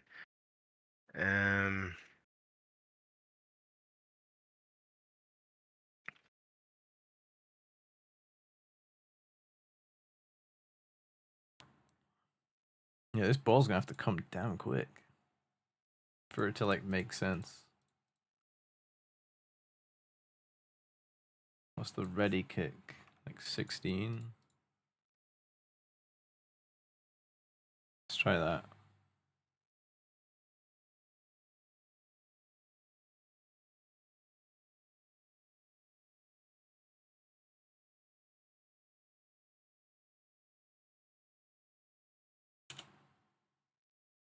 Yeah, kicking it or not kicking it still works.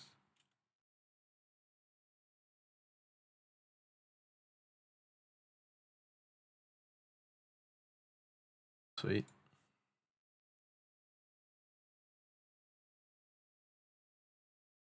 So these two are both balancing changes. This is where I made the actual changes.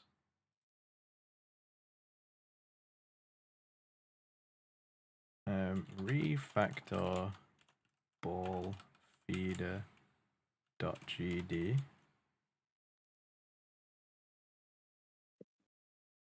to spawn ball on trail start independently. Well, that's not true. It's literally dependent. What's the word I'm looking for? There must be an Without option key inside of. press. Must be an option somewhere for shading, like smooth shading. Right. I'm not familiar with what that is, to be honest. It's basically where it If it's smooths not out in the. these, then it might be in project settings. That's all I can think of. I know it. I know it.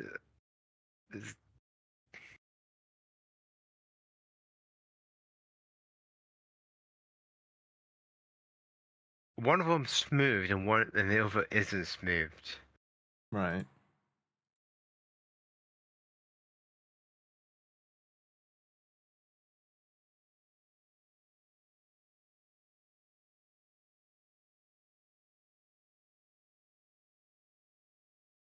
Well, if I go into here and make this a 500 millisecond test, then I need the ball to reach the player in the time. It didn't quite reach the player in the time, so we're going to turn it up to like 18. It's going to be too fast at this point. People at 30 FPS ain't going to be seeing anything.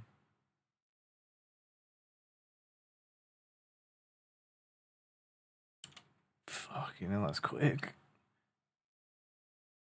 Okay, well, I'm probably gonna have to go in a couple of minutes. I'll probably have to sort this out later because I gotta start getting ready for work. Yeah. As long as you remember what the problem is or where you're up to with the problem. Well, the problem Write is it down or something. well, basically, the problem is you see this rock. Let me pull you up on stream. I will say I'm also like 4 seconds behind as well. Right, yeah, what? Yeah. So yeah, big grey rock. This big grey rock is basically it's supposed to be oh god, it's supposed to be smooth like that. But for some reason, Whoa. it's not. Yeah. Okay. It, Okay. it So might basically, even it's need, not doing the smoothing, and it's all blocky. yeah, it could just be that it needs replacing down. Yeah. So I'm guessing this block doesn't look like this in Blender. It looks smooth in Blender. Oh yeah, it's been smoothed out. It's just that it needs. I don't have time to figure it out. Yeah. Because there's going to be a bunch of messing about. All right. Yeah. Fair enough. Basically, it's like move the bin file into here. Move this file in. But yeah, it's just some setting that I need to change, but I can't be asked at the moment because I need to go make some food. But yeah, it's a good having a stream, yeah, and I'm gonna have to man. go in. I got 40 minutes. Have a good shift. Yeah, you did good work. We'll get back to it. Well, thank you guys for joining my stream. Hope might stream tomorrow after work because I'm working. I think I'm working in the morning tomorrow. All right. Okay. Well, see you later, man. See you later, Karen. I might start the report while I'm at work. Have fun. Okay. Bye, guys. Okay. My stream ended. Nice. That's 3 viewers. Yeah. Okay. That's but cool. yeah, I'm gonna go quickly slapping some food together, so I have some food for later. Yeah. Sounds like a plan, man.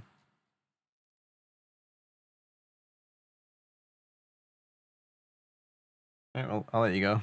I'll get to work on my stuff. See you later. Have a good stream. Thank you, man. See ya.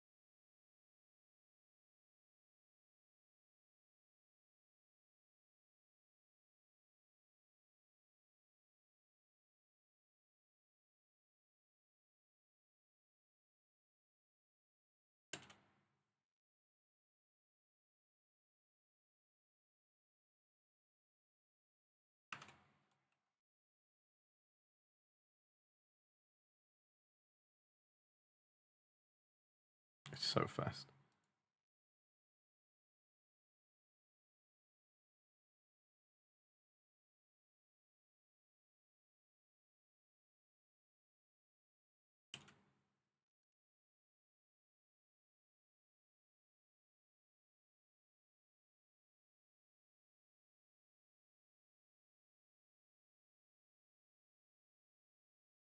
That doesn't feel realistic.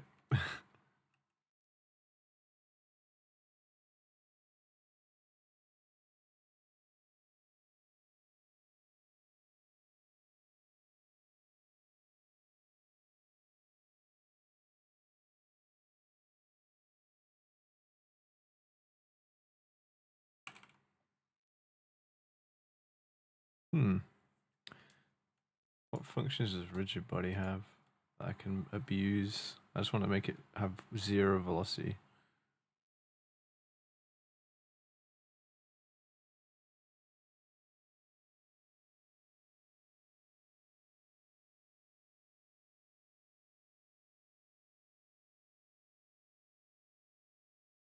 Hey, A1 Marky, thank you for the follow. Hope you're doing all right. I need set axis velocity. I just want to cheat basically and just instantly kill all of its momentum and then instantly give it a fresh force.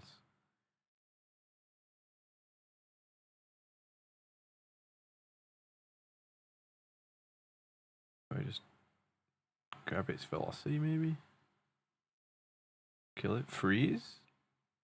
No, I think that's a bit more than I wanted. No problem, I'm doing alright, just working on a project and checking out the stream. Sounds good, man. What are you working on? If you don't mind me asking.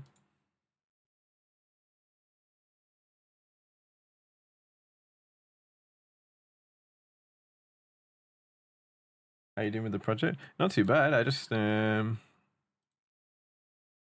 got something finished that I'm quite happy with. So it's quite fast because it's supposed to be a sort of like almost reaction time test. Not quite, it's a bit more nuanced than that. But until this point, it changing all of these sequences of like reset, spawn the thing, reset itself again. That was all on key presses that I just had to remember what key it was. The past hour or so, I just set it to all work by itself using specific timings, like down to the millisecond, hopefully, assuming that the time system is accurate and not affected by like performance and stuff. It should be pretty precise. At the moment, if I remember where I am, I'm trying to find a way to just kill all the movement on the ball when the player kicks it, so it doesn't retain its momentum, which seems counterintuitive, but I kind of just want it to behave in a certain way. Nice. And I'm not interested in it. Linear velocity. Can we just set like 0? Yeah, let's see if I'm allowed to get or set that. Lovely. Can be used sporadically, but don't set this every frame.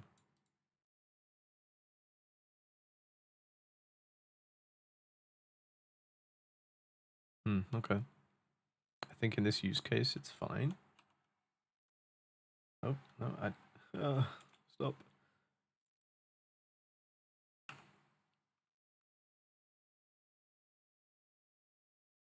Is there just like a 0? 0, vector 3.0.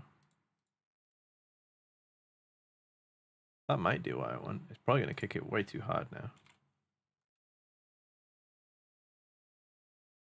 Let's see. It was trying to work when it didn't end. Alright, that's really good. That's really good. That's what we want. Okay, so it's like 8 because I'm kicking it too hard at the moment. Working on my NBA basketball sports betting tool. Connecting a play-by-play game simulator that outputs stat projections, then pulls sportsbook odds and lays plus EV calculations over them to identify value bets. That's pretty cool. I'm not much of a gambler myself, so I'd have to really sit down and think about how that works, but that sounds sick.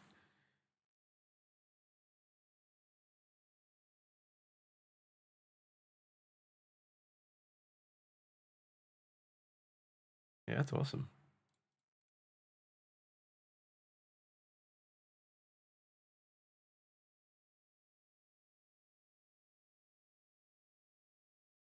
Yeah, it is semi-relevant to what I'm doing as well, with it being a football simulator of sorts. What we're making is really applied. Essentially, it's supposed to be a kind of immersive training simulation. So the user / player is going to sort of like, okay, I'm immersed in this scenario. These will be defenders, a teammate, a ball feeder. And we're trying to specifically test like parts of their psychology, but through like a virtual football test. So once I've finished sort of making the trials and the task sequence correctly, I'll be adding ways to measure their response time and variance in response time depending on what we change, stuff like that. I always wondered what it would look like to see play-by-play data visualized in a way you're doing with your project. Okay.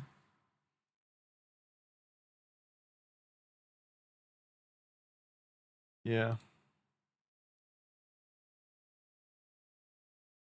I'm hoping, like once I have finished this, it's gonna start measuring the player, testing them.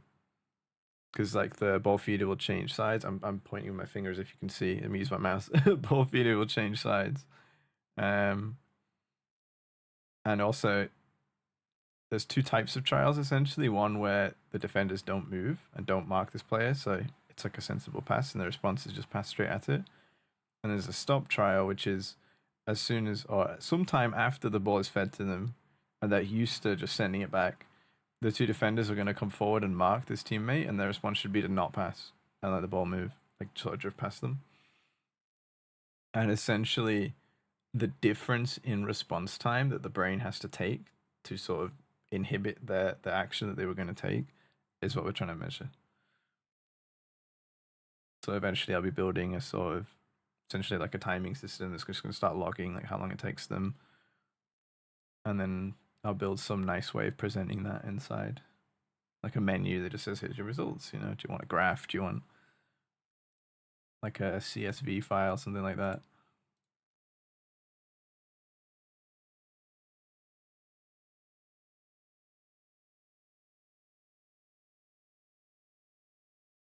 So I believe what I was working on worked. I'm just eliminating all the velocity of the ball so it goes exactly where we want it. I might slow this down just so we can get a look at it.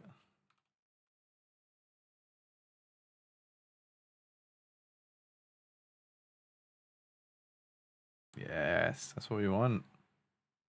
I don't know why I didn't think of this before.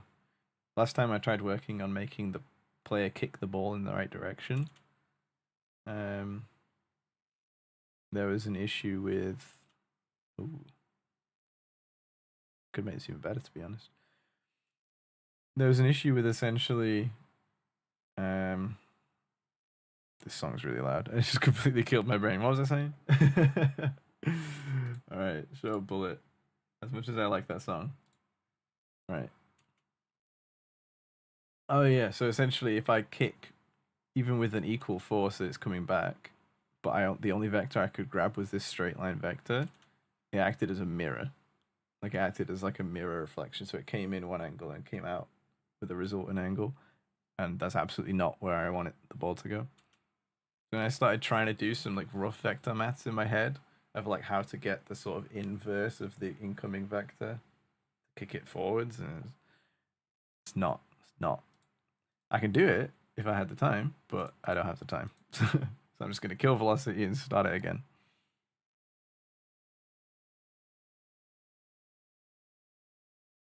It seems like a ton of logic you have to make for each. You say you're doing it with the timing mainly. I think I understand what you mean. I mean, this is the code. This is the longest code file, which is essentially like the director of this trial. This is going to be 3 separate sort of tasks or types of tests they need to do. And I don't think it's logically that intense, really. But building a module onto this that takes measurements, I think it's a fairly simple logic of just sort of input-output data processing, but yeah, making sure it's all doing it at the right time. And I mean, obviously, the time's what we're measuring, so it has to be accurate. And when I'm taking the measurements and the actual sort of space of time I'm measuring needs to be correct. So it's probably going to need a lot of testing, I would say. I don't think I'm going to make it perfect the first go around. Now I say that. Now I say that this isn't logically intense. This part is going to bother me a bit, which is deciding when to do a go trial or a stop trial, because there's very specific requirements for this test that we have to have it do. Like, it needs to do a certain amount of both of them in sort of like blocks, and it needs to be a certain amount of randomness. So yeah, I do have that ahead of me.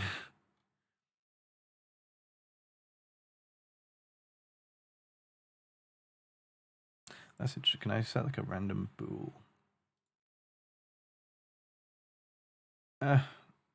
Let's just make one.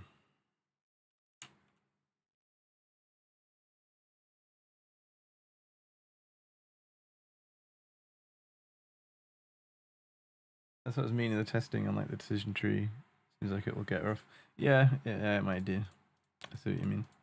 It's my first time working in GODOT script, GD script. My first time working in GODOT as well for a project, so while I probably would have got ahead with that sort of logic a bit faster in like C#, Unity, C++, and Real, I'm still figuring out, because this language is in ways easier and simpler because it's dynamically typed and the syntax isn't as intense, but it still has like a switch statement is actually a match statement, events are actually signals, it has these annotations that I don't think either of those other languages have. So I'm kind of, you know, not quite moving as fast as I like while I'm learning stuff. Programming step by step we go. Yep. Yes. Absolutely. Absolutely. Like you just make a to-do, come back to it later. Let me fix this thing that I know will be easy to do, and then can get to the crazy stuff later. What I will do now is actually, it's supposed to have go trials or stop trials, but it's not been doing that. What's the word? I've just been skipping the stop trials while I was automating this, so I need to bring them back in and see if they work correctly.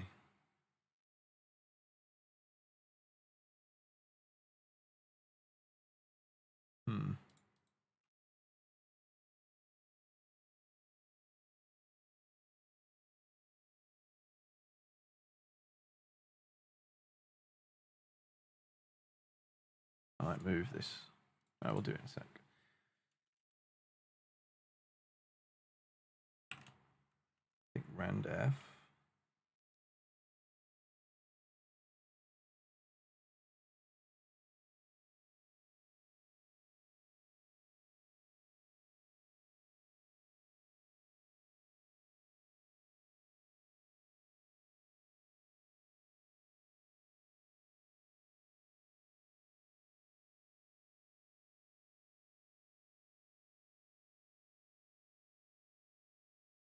Yeah.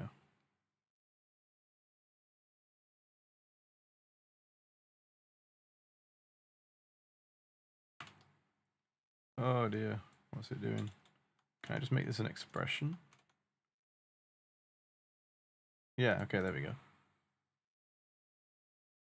I just want to have a random bool, essentially.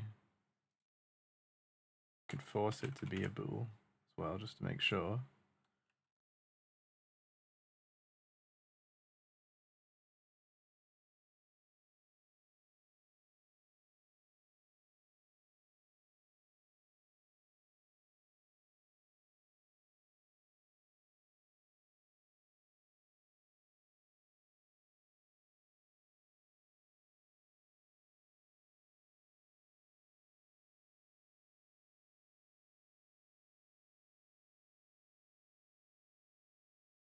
I should probably move this stuff.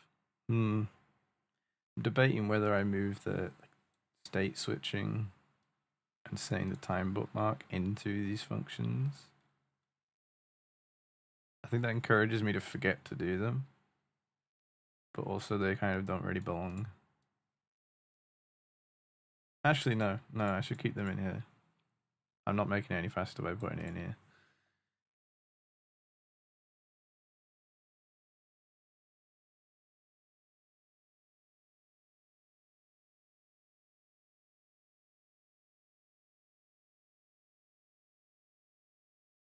Yeah.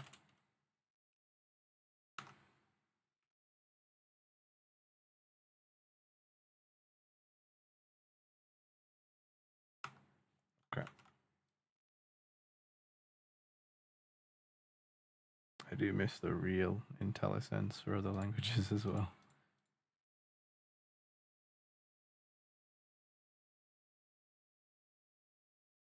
Wait, no.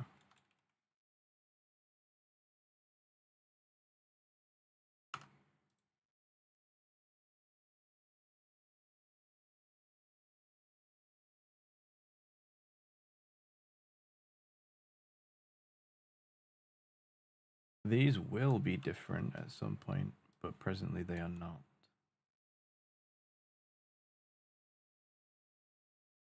It's going to get weird if I paste it here. No, okay.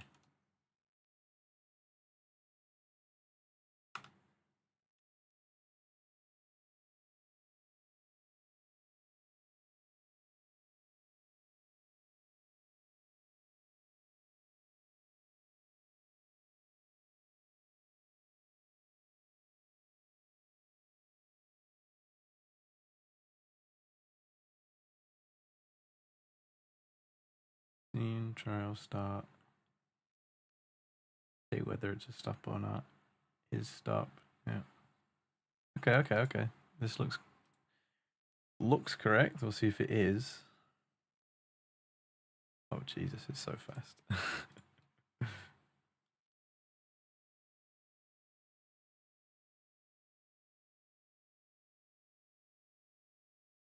Right.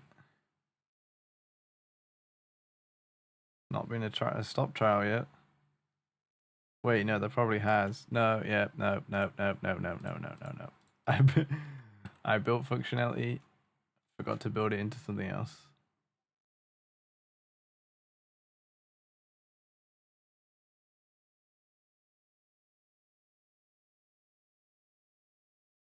Yeah, let's put this in.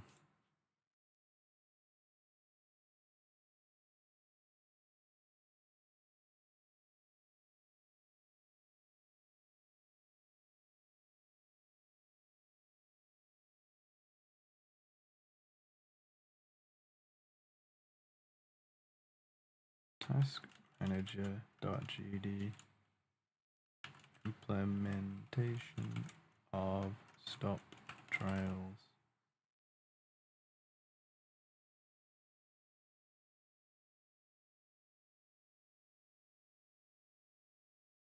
But this does nothing on its own. It doesn't actually create the stop trials until I can get the defenders to listen to it and join in. I've been trying to practice Pomodoro technique for my workflow so I don't get burnt out. Basically 20. Yeah, that's the one where people had like a tomato timer, isn't it, or something? Is it tomato? I might have made the tomato bit up, but you have a timer. The 4-minute break time scales up a little. Yeah, that technique's definitely cool.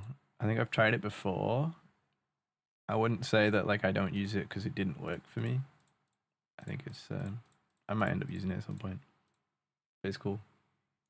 How's the programming going? Not too bad, Matt. I got what I intended to do today done, so I'm just moving on now, basically. So I boot this up. Before, to have any of these sort of sequences happen, I had to press keys that would just globally, everything would just go, oh, okay, the key was pressed, I'll do my thing now. And I had like 5 different keybinds set up. I've not pressed a button yet, and it's doing it on its own. So it's all based on timings now in the millisecond. So this is the beginnings of it being an accurate test. I'm just getting the defenders to listen to it because they occasionally need to mark the player, come forward and mark the teammate that we're passing to, so that the player has to not pass. So we have to test them inhibiting their predominant action.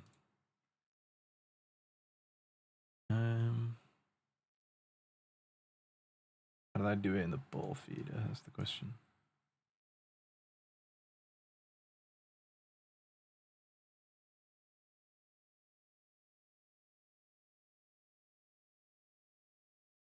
Might just rip all of this because it's going to be very similar.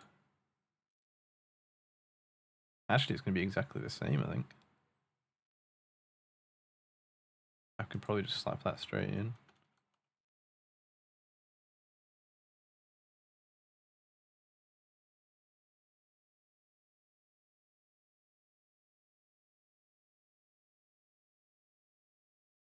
Ooh, I could probably, I just thought I should probably refactor this. Where do I write this down? I need to write this somewhere before I forget. Refactor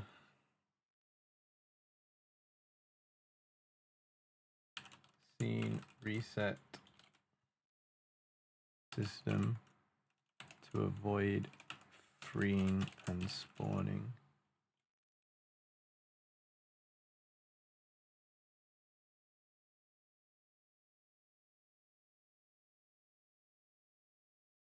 Spawning in real time. I'll say that, and I can come back to that later. Because that is probably going to start eating performance. If we're constantly like, what's the word? The way it works at the moment is when it resets, it deletes the defenders, and it basically deletes all these things, and then spawns a new one every time.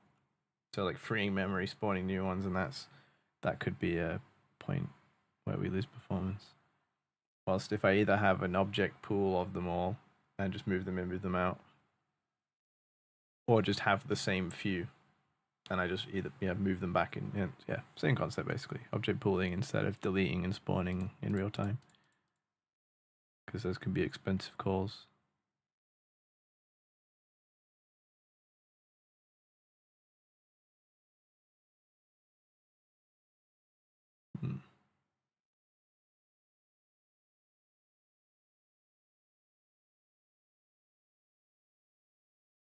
Oh yeah, I need to make this this function.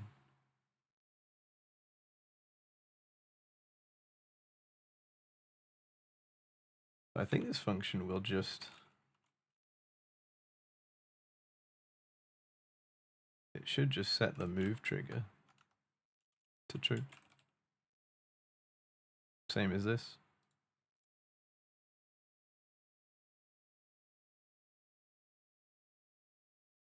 Oh, if. It should set that if.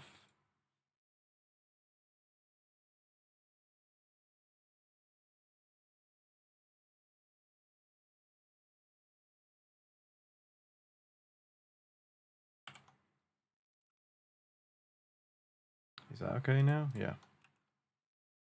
If it's a stop trial, we will move. Otherwise, do nothing.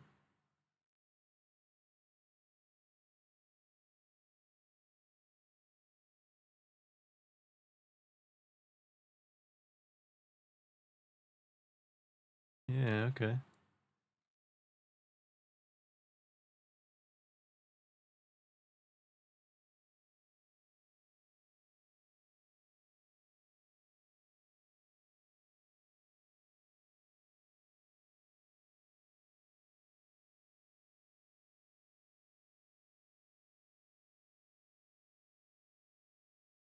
Alright, let's see if the defenders join in.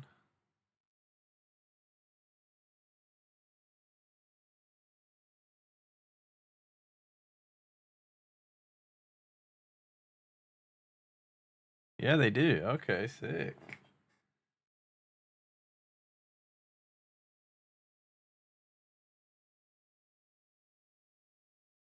Okay, that's 3. We had 3 stop trials back to back. That's cringe.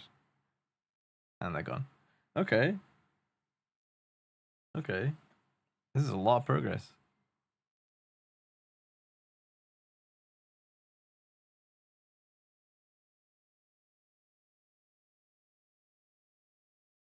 Okay. Let's put that all into the version control.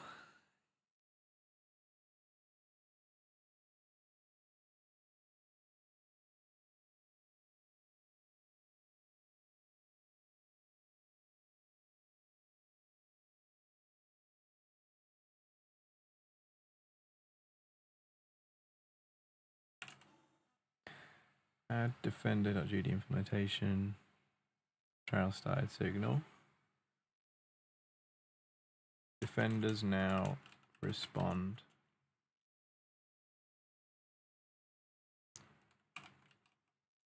Automatically move on stop trials.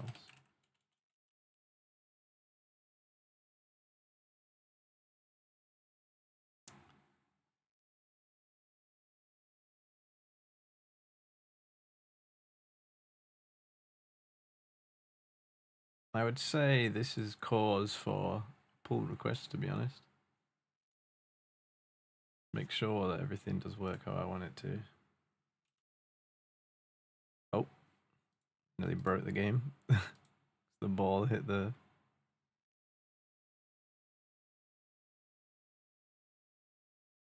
What I will do...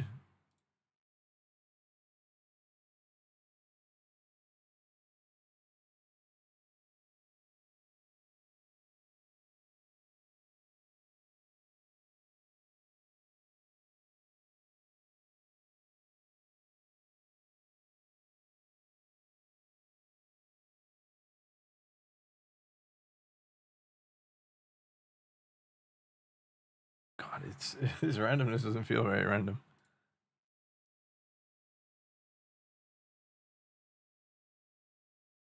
Let me think. Because if this is inclusive, then you have... We're bringing out the most powerful tool a programmer can have. How do we make the background black by default? That would be ideal.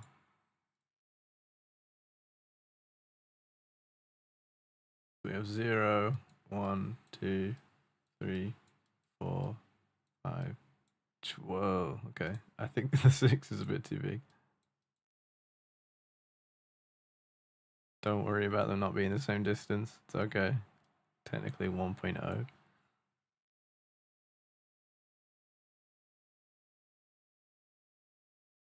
There's 5 objects there, and 5 objects there, and a 6th in the middle.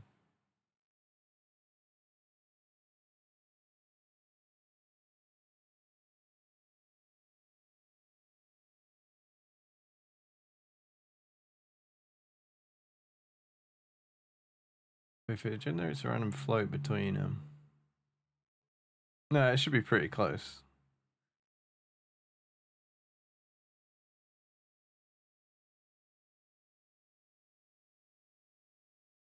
I don't know. It would take a lot of maths to get around it. It really doesn't matter, because I'm not going to keep it as that anyway. It's going to be a bit more deterministic than just a random float. Like 50% either way.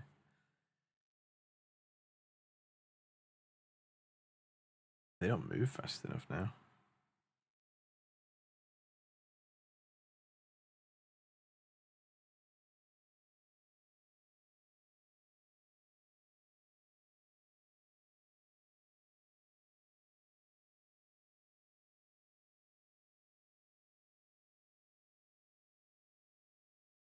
Yeah, okay.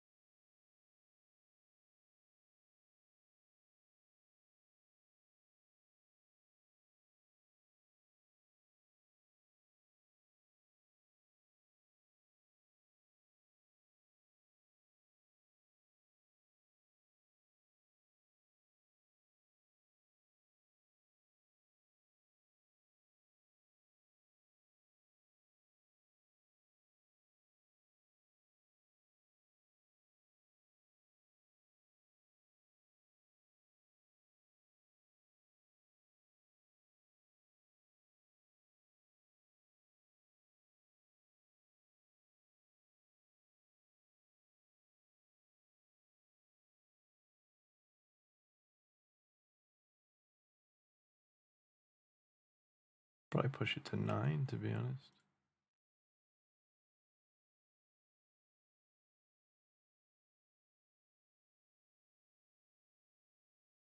trying to adjust it in a way that doesn't look crazy.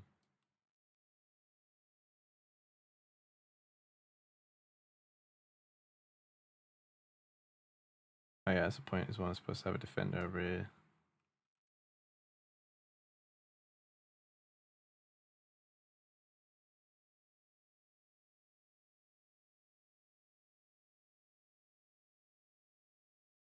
Oh shit.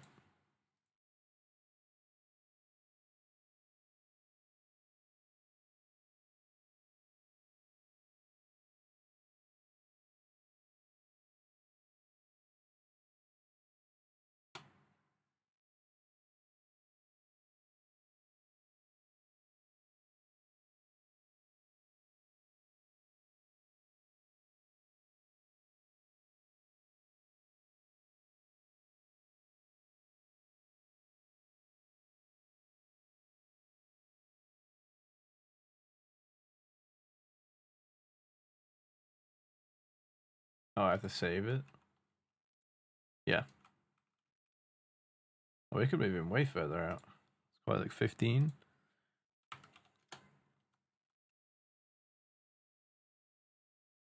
Okay. And then one at the back as well.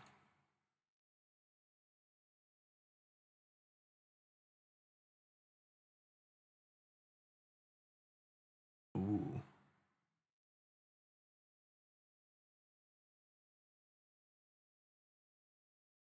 Wait, it should automatically not work because it won't return a parent. Oh, that's neat.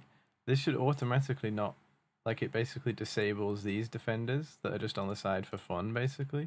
Like, these ones literally don't. This was going to be one here, and there's going to be a goalkeeper that do absolutely nothing. And because of the way I've programmed, if I could find the script. Yeah, because of the way I've programmed essentially this grab function that connects this handling function to a signal that gets called, is this only works if the defender has a parent which is then the child of the root of the scene that runs this script. Because that's not the case, they're just directly parented to the scene. The scene node gets filled into here, essentially, and then this returns null, which means this never gets run, which means it doesn't respond to, it won't move, which is exactly what I want. That's a lot of words that probably were not very well enunciated, but it's a good thing. So that's nice. I don't have to worry about that. It should fix itself, basically.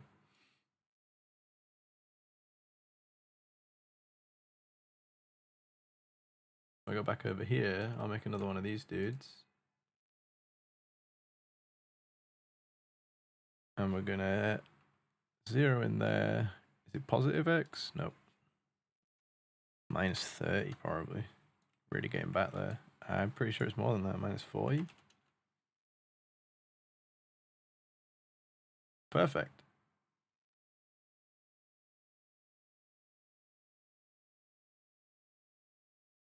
Sweet, okay. This is definitely taking shape. Oh. What broke? Ah.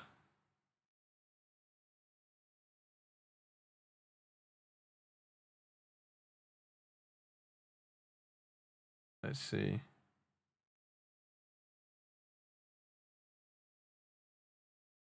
Okay, so turns out it just keeps going up the parent chain. Okay, okay. All that waffling I did was actually wrong. Just close it.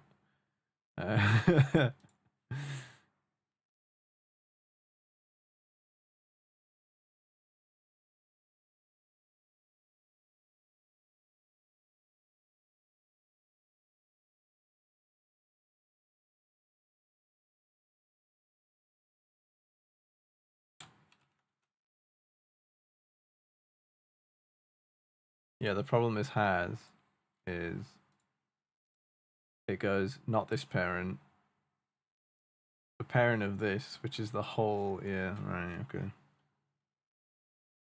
I need to do another check, I suppose.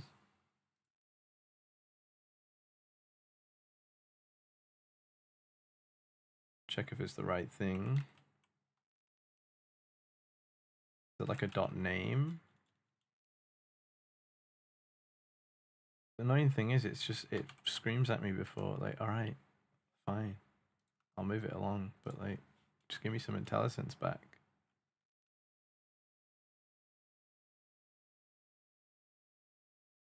No dot?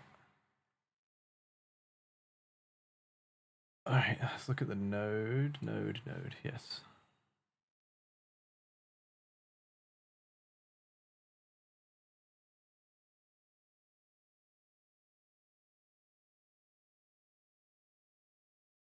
Oh, name.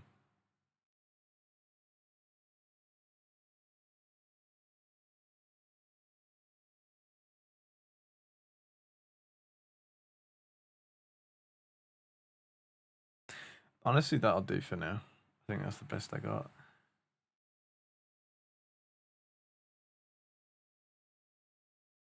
I have to compare strings though. SSD-task-manager.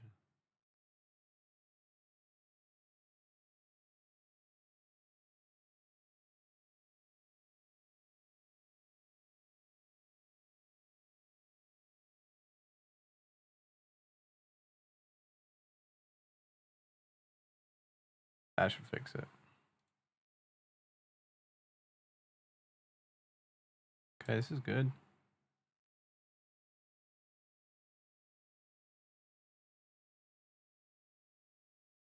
Ah, I shouldn't have went.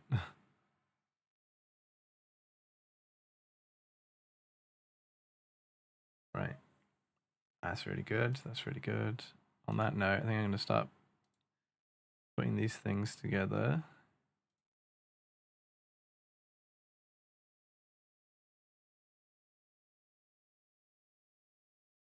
Center, yeah, I hate that. That's how you spell that word.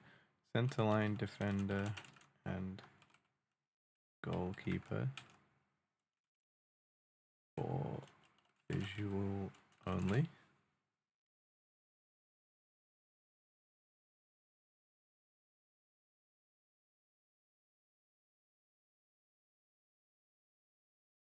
Add check. Also adds check for correct node when connecting.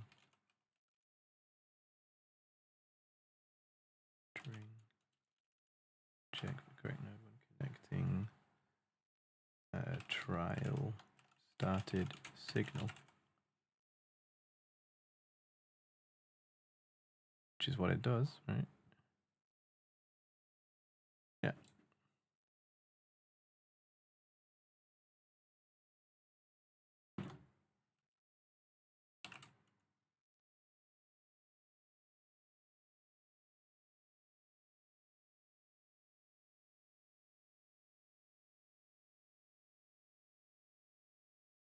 Right, I think I will carry on in a minute with a quick bathroom break, and I'll be right back.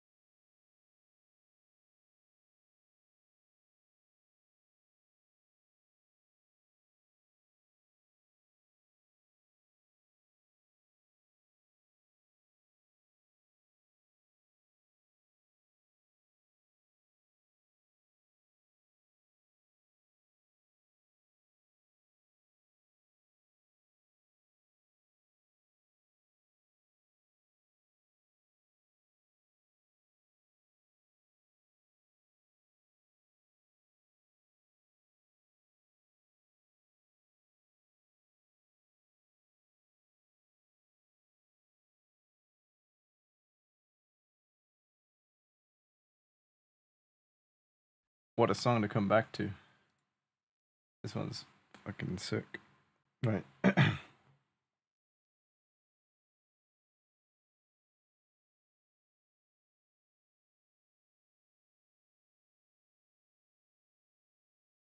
Oh, good morning.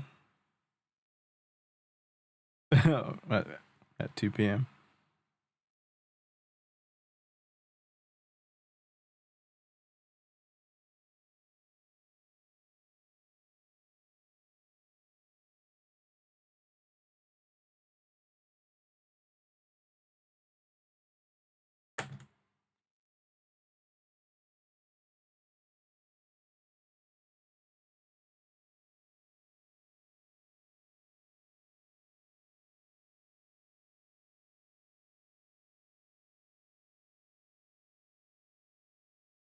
Cool. Knock the music down one or two at least.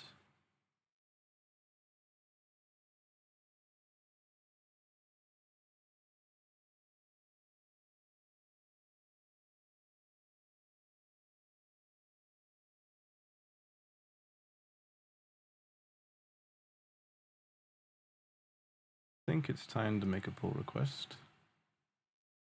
Let me check before I commit to that. Oh, I shouldn't have gotten that one, but it's fine.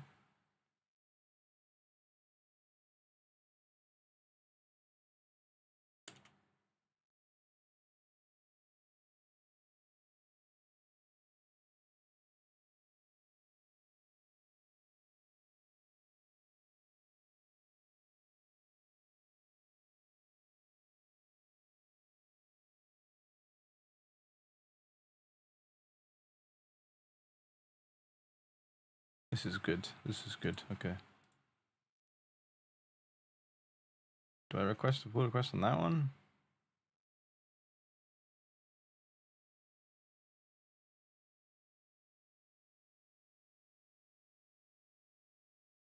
From there to main is where I want to put it.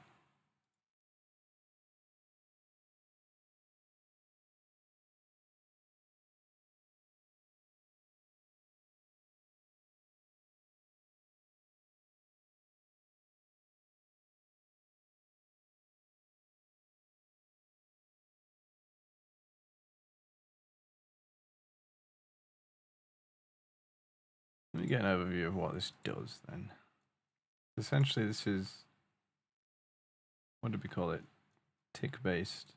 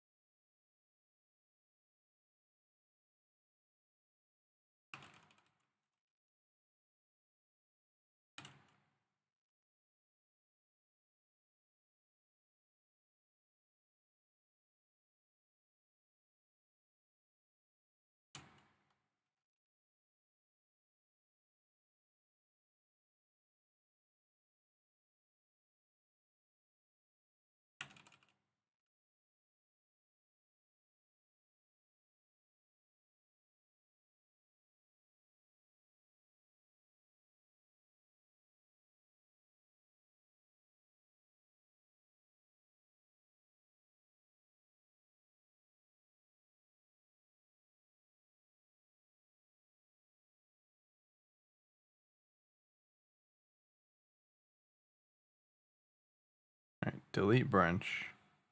No, I did this wrong last time. I have no changes or anything hanging about. I should just be able to check out main. Yeah, and fetch. and then pull. Yeah, okay. And then I can delete my local version of the branch because it doesn't exist anymore.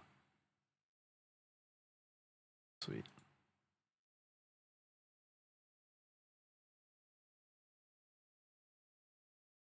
Right. What to do next then? What to do next?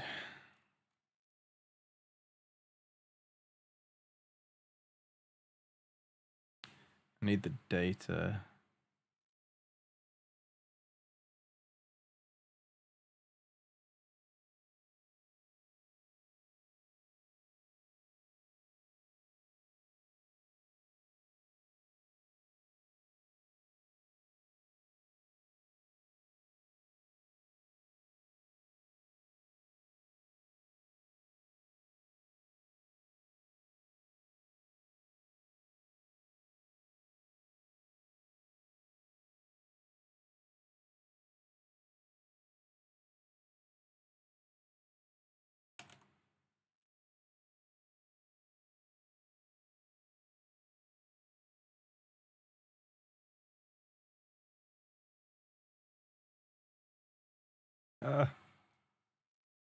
Deterministic randomness for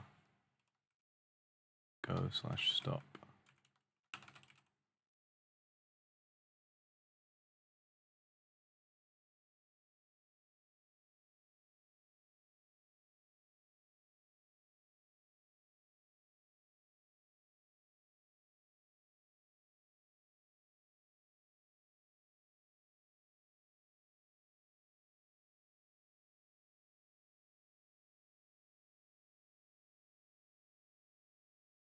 Oh, it just broke everything. No.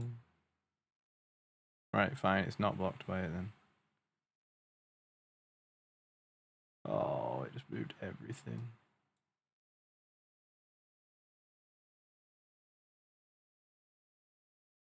All right.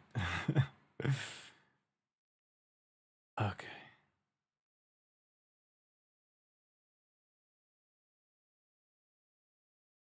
How does deterministic randomness work, or am I overthinking it? I'm kind of just trying to make words that, like, I'm pretty sure that isn't an accurate description of what I'm making, but I can't think of a better way to describe it.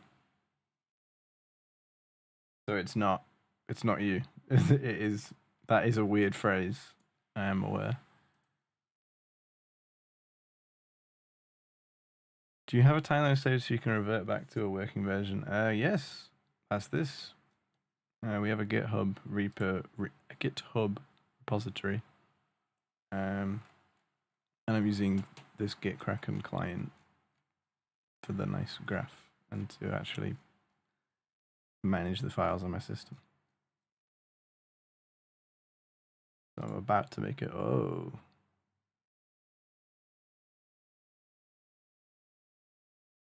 Oh yeah, I think I checked out and then checked back in. I mean, just reload. Just maybe it's a good idea to give the engine a reboot after. Because I sent a pull request. I created a pull request and closed it, connecting my up-to-date stuff to main.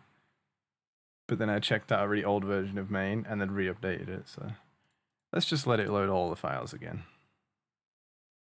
Because I just gave it file whiplash, basically. Does it still work? Oh, I just saw an error. Oh no, it's just the output.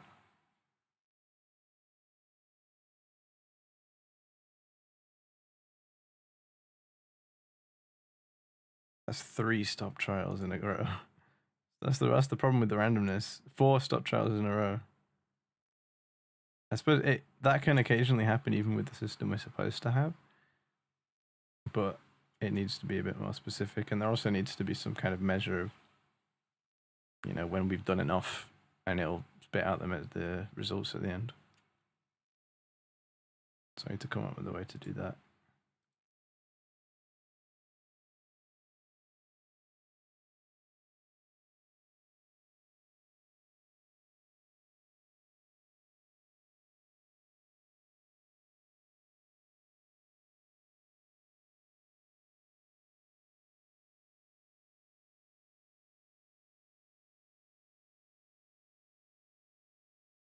Right. Let's see what I'm going to do next. I'll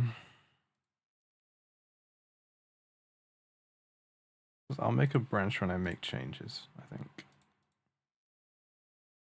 To eyeball how I want to do this.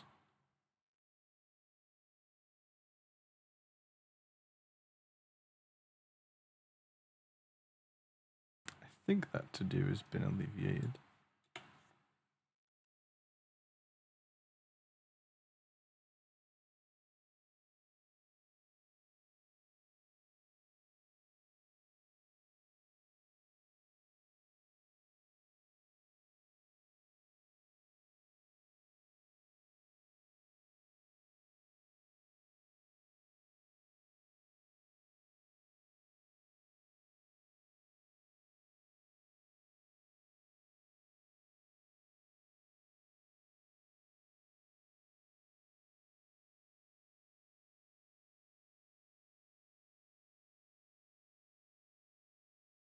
Oh, yeah.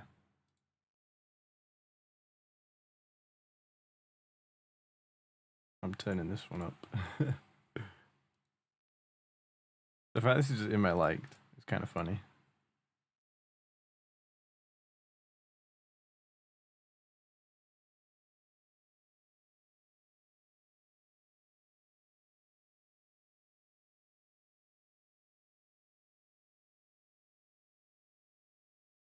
Let me see if I can tweak my mic a bit more.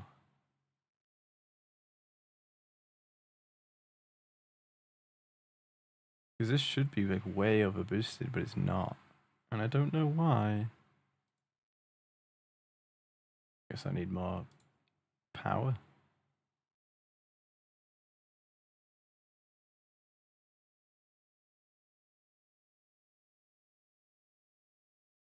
Yeah, that's what I mean. This song's just on my liked. Alright. It's coming in here pretty hot. Is this just how quiet my mic always is?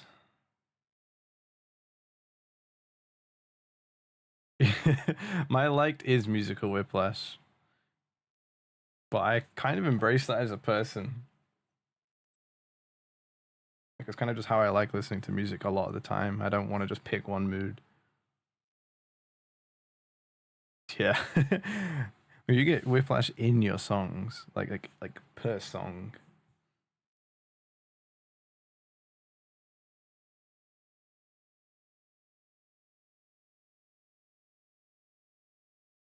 Right. I'm gonna be annoying. Doing this live on stream. Hey, hey. Let me test the hey. Why is it so quiet? That's not good. Oh, my mic dying? I am not anywhere near as loud as I should be.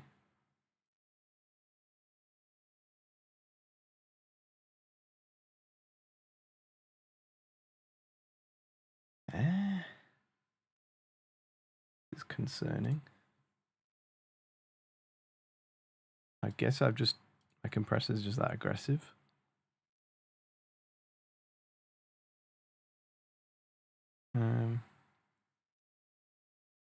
What if I go, hey, like that? Where does that put me? Minus 15. Hey, hey. Wait, this is just capped. Something's capping me out. My limiter on too high?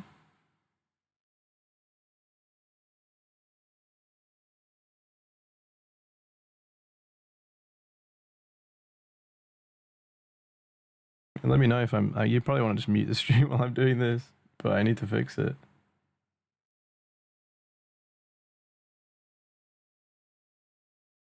It's behaving like there's just a stop.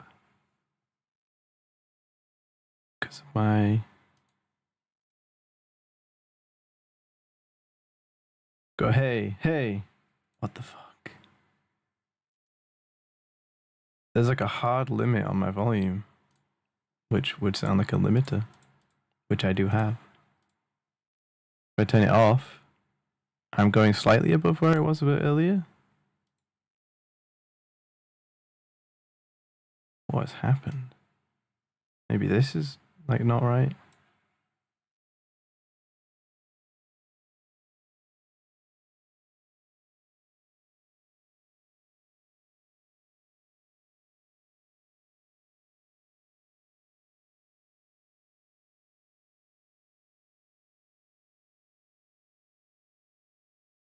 I mean, the only thing I can be led to believe is that my OBS is wrong, and it's not showing how loud my mic actually is.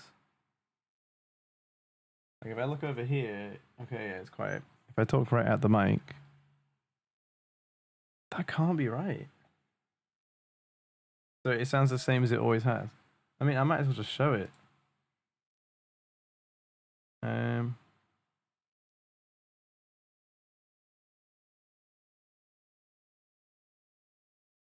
Yeah, I mean, I'll listen back to it, I suppose. What's going on? Yeah.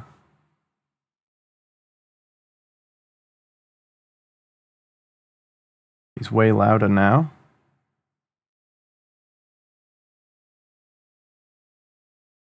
Oh, sorry. Yeah. I forget that you guys can hear that. Let me turn that off. Right, now I can hear myself. Yeah. So that's where it's actually at, though. Oh, it is. Oh.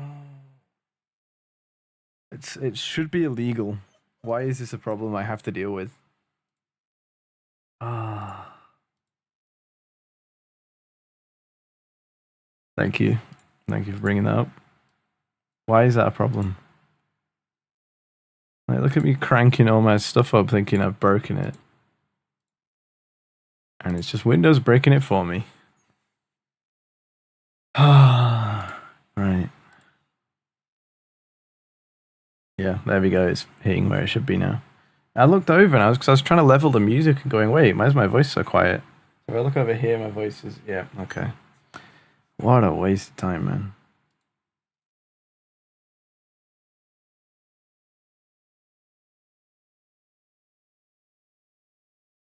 So if I'm talking a bit quiet, yeah, I'm still like super loud up there. All right, that's cool. That's cool.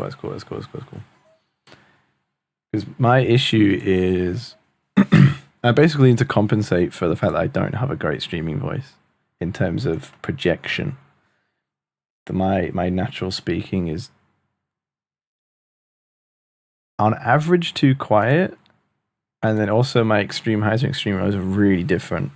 Like I have a huge dynamic range in my voice. Like I'll talk really quiet sometimes while concentrating on something, but I can also get really loud and excited, and that's really not pleasant to listen to. So I have quite strong settings on this thing to compensate for that.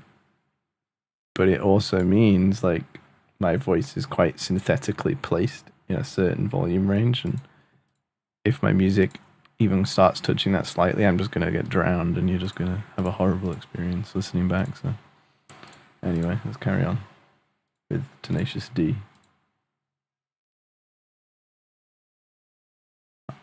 Can't start it halfway through.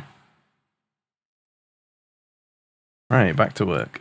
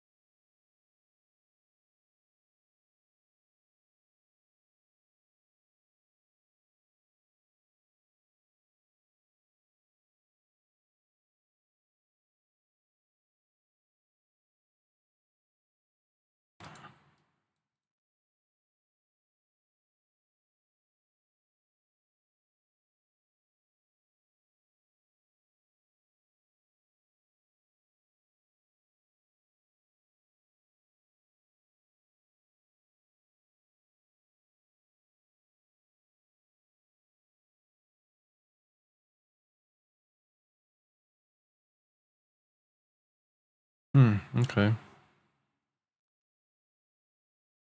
She's coming from the end. Typed arrays. Ooh, yes.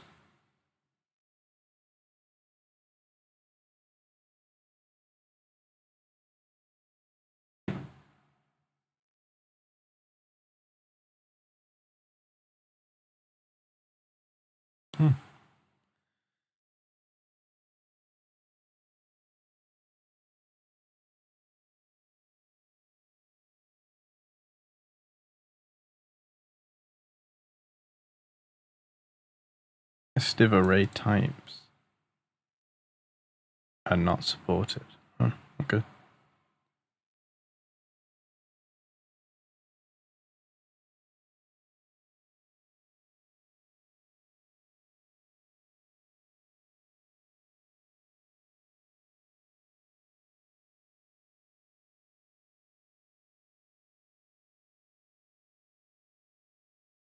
Assign array.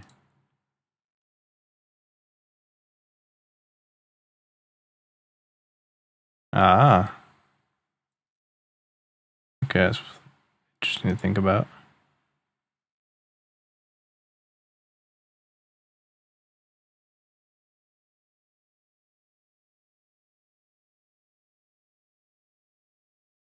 That's cool.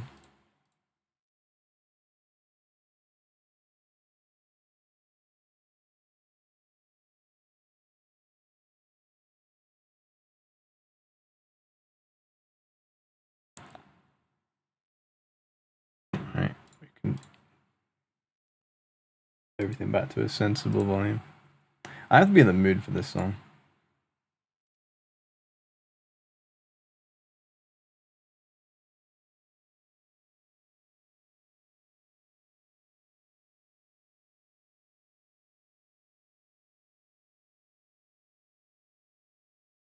Oh, yeah, I can close this now.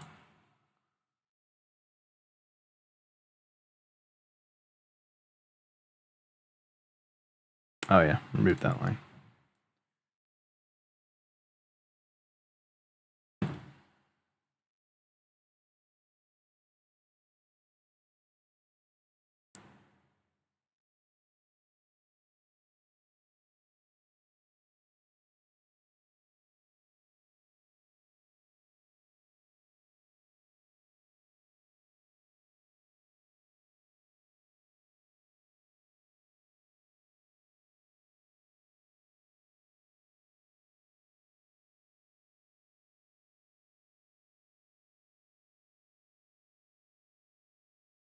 Pushing to main branch after fixing a ton of errors. It does. It does.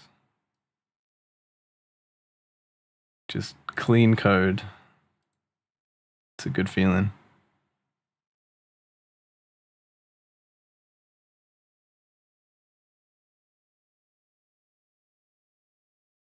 I don't need packed arrays. That's for way too many objects that I'm going to end up using. That's the point. I've not even used iteration, like iterative loops yet. Now guide, reference, what's this? I've got so many tabs.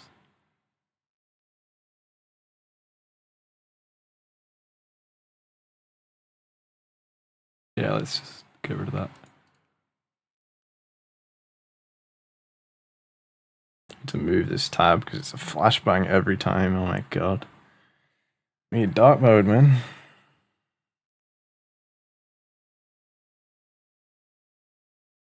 I will search for. Oh wait, I did not think about this. It's gonna go up a million times. C4, there we go. There we go. Iterate through a range.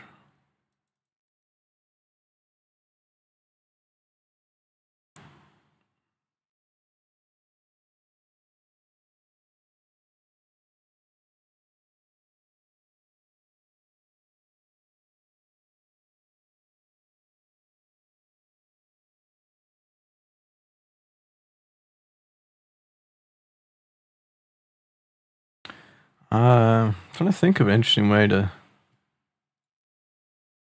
Let's open Paint, figure something out real quick.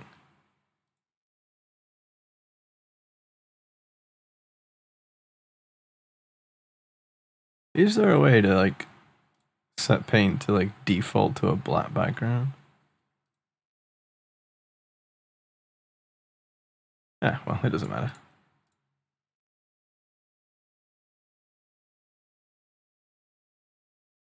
Yeah, okay. I'm thinking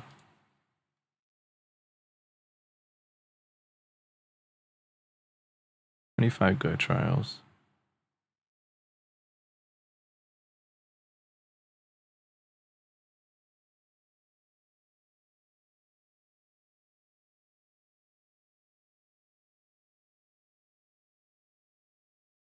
Where's my notes on this?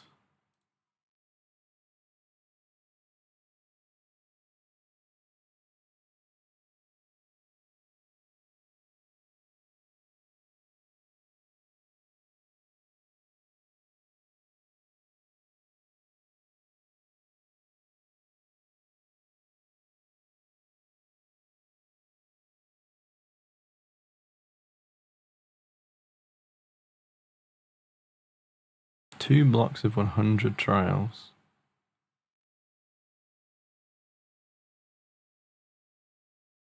Yeah, these notes are wrong. Like, I'll check the video again, but these are my notes I took from the video directly, our video brief.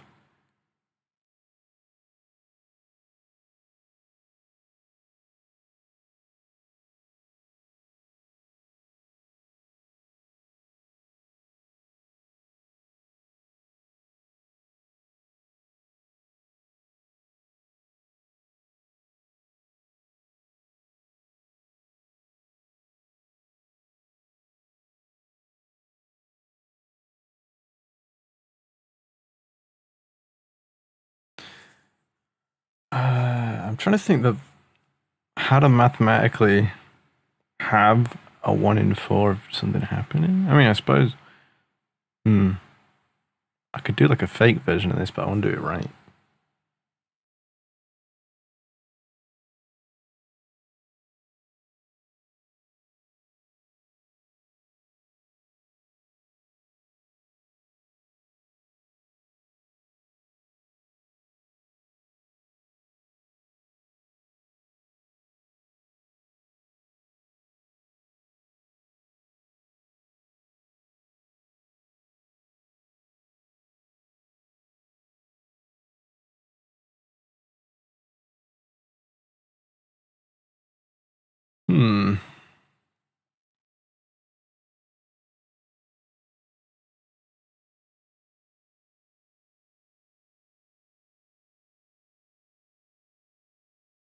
So essentially I need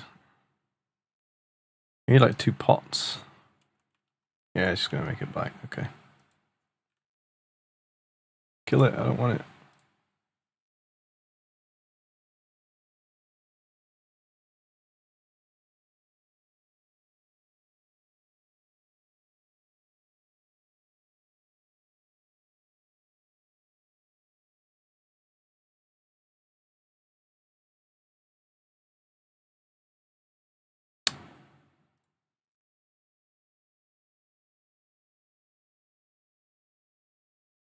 Ah, hold on.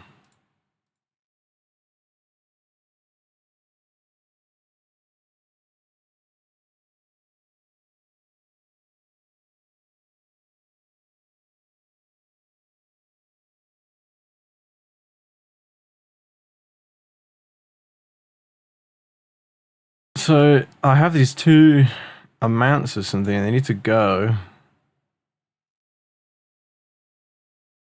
What the fuck?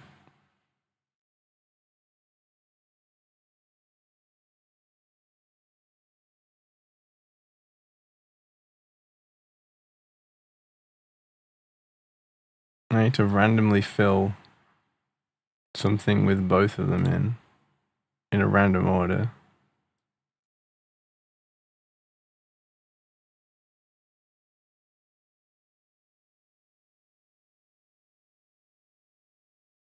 Like I need a full one that's like, no, I wanted it white. Clearly don't use this program enough. I'm pretty sure it needs to be like sort of green, green, green, red, green, green, you know, green, red.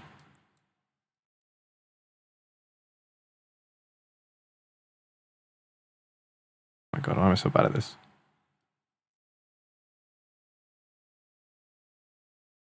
That sort of thing, right? It used to be random. I think. I need to check the wording that he uses actually.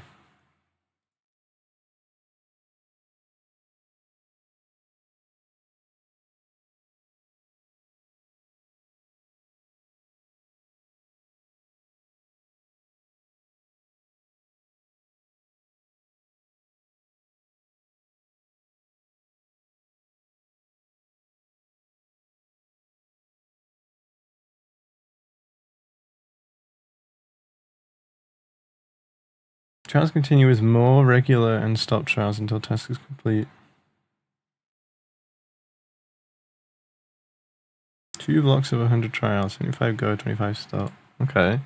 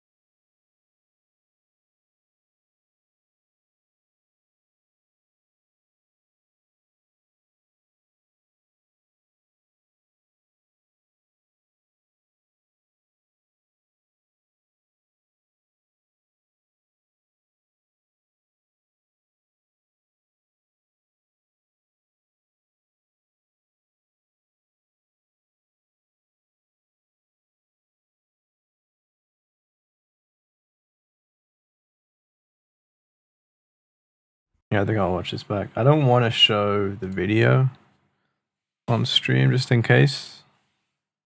You know, I don't have permission to show this on stream. I'm just going to be watching this.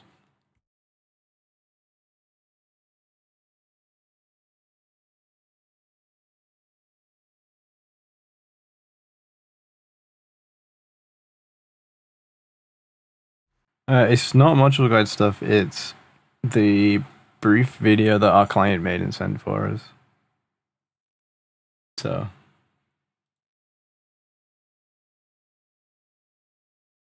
Is the nature of the project and the client being an academic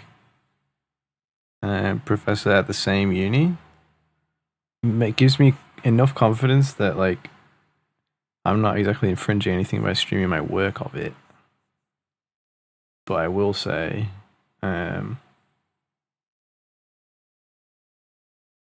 like I don't want to just like it's an unlisted video, put it that way. So me live streaming it isn't really a great idea.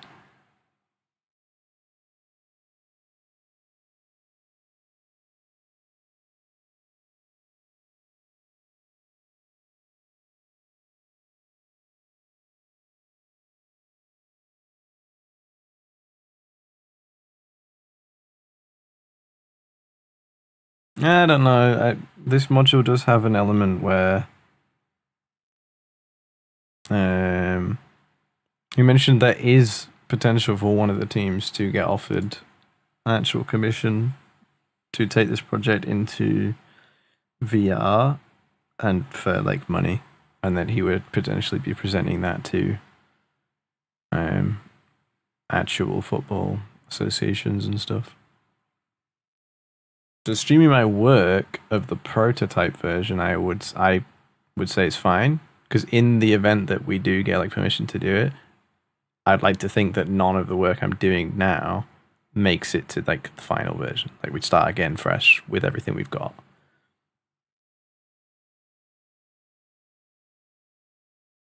Yeah. But I don't just want to show the client's video on stream. Like that's like the one thing I'm not gonna do. Because my dad actually asked me about it on the call yesterday. Because he was like, "Wait, isn't this like for like a company maybe? Like you probably don't want to." But that's how I justified it. Yeah. Fine line. You get it now.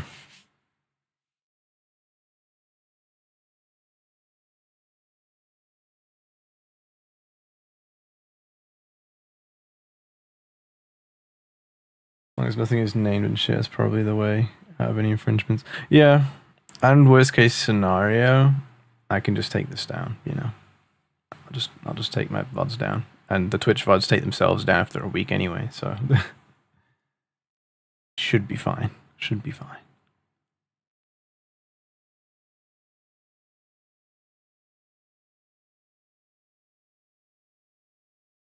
Because like the whole point, like the way he framed this brief is this is a prototype. Present me a prototype that shows it's a proof of concept, and it shows that if we did get the funding that he would then give us, potentially, if he selects one of the teams and thinks it's appropriate, to make something similar than the prototype. Like we shouldn't just be carrying on working on the same. Like we should start fresh files, fresh repo, everything. Because it's different then. Like we're working for free, and that would be entering into a contract with money and stuff like that. I feel like this isn't the same IP as what that would be.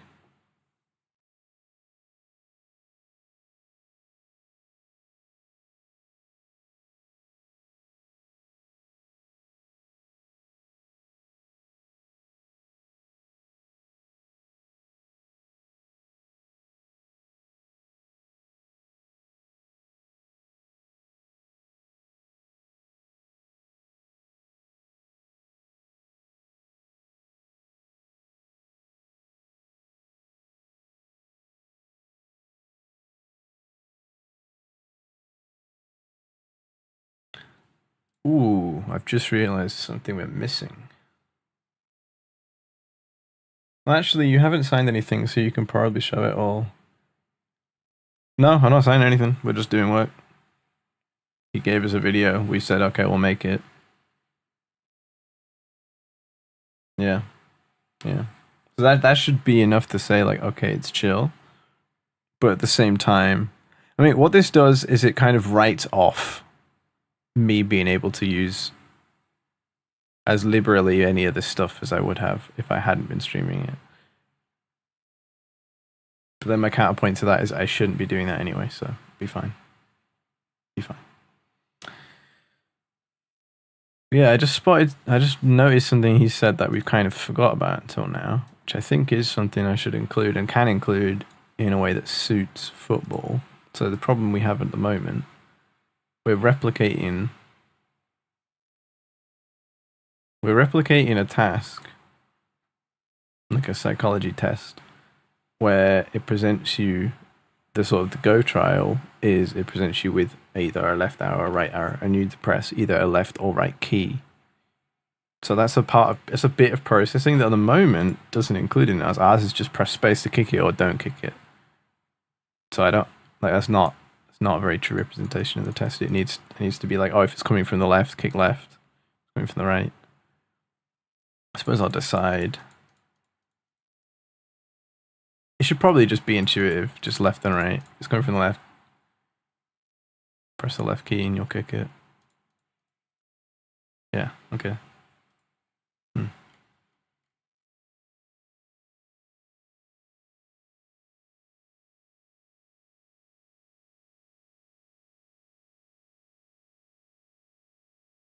I'll move this over.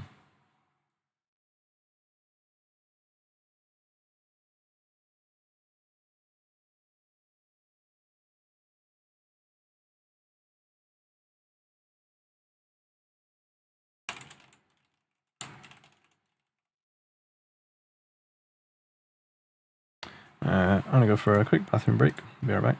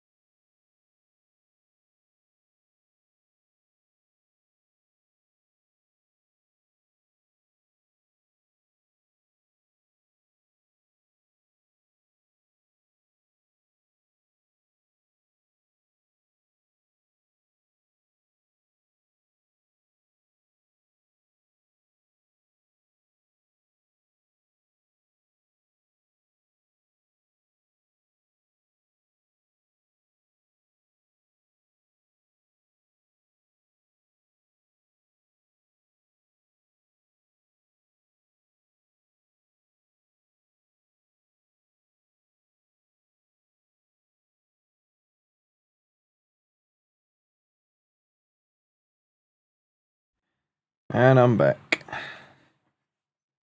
Sun cosplay. What, just being on a BRB screen?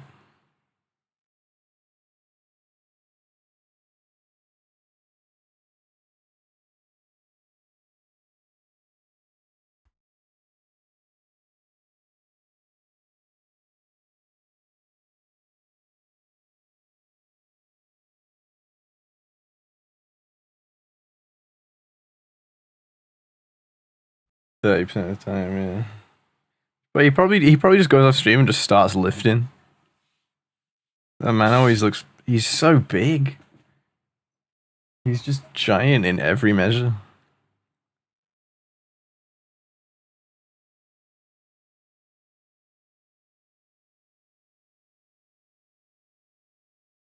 My thing isn't even chair stream as well. It's just BRB.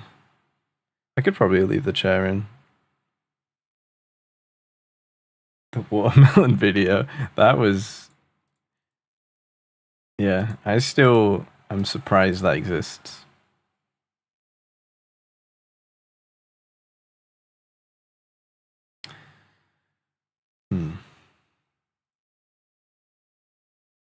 I think I'll experiment with this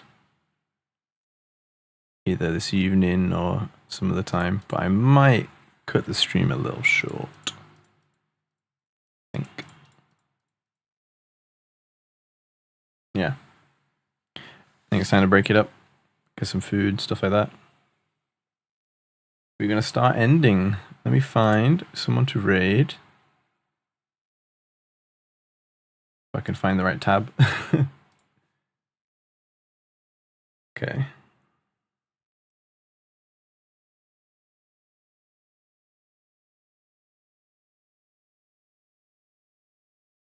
You enjoyed your stay? Well, thank you. Thank you for hanging around. And A1 Marky as well, thank you for turning up. I appreciate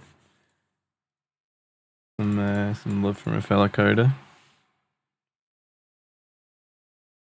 We will be back tomorrow?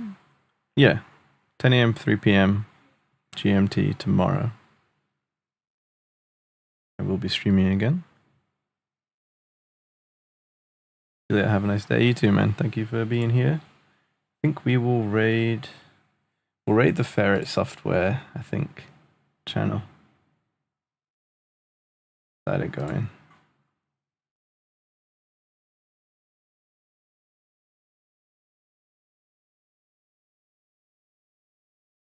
All right. Hopefully see you guys tomorrow. Thank you for hanging out. See you later.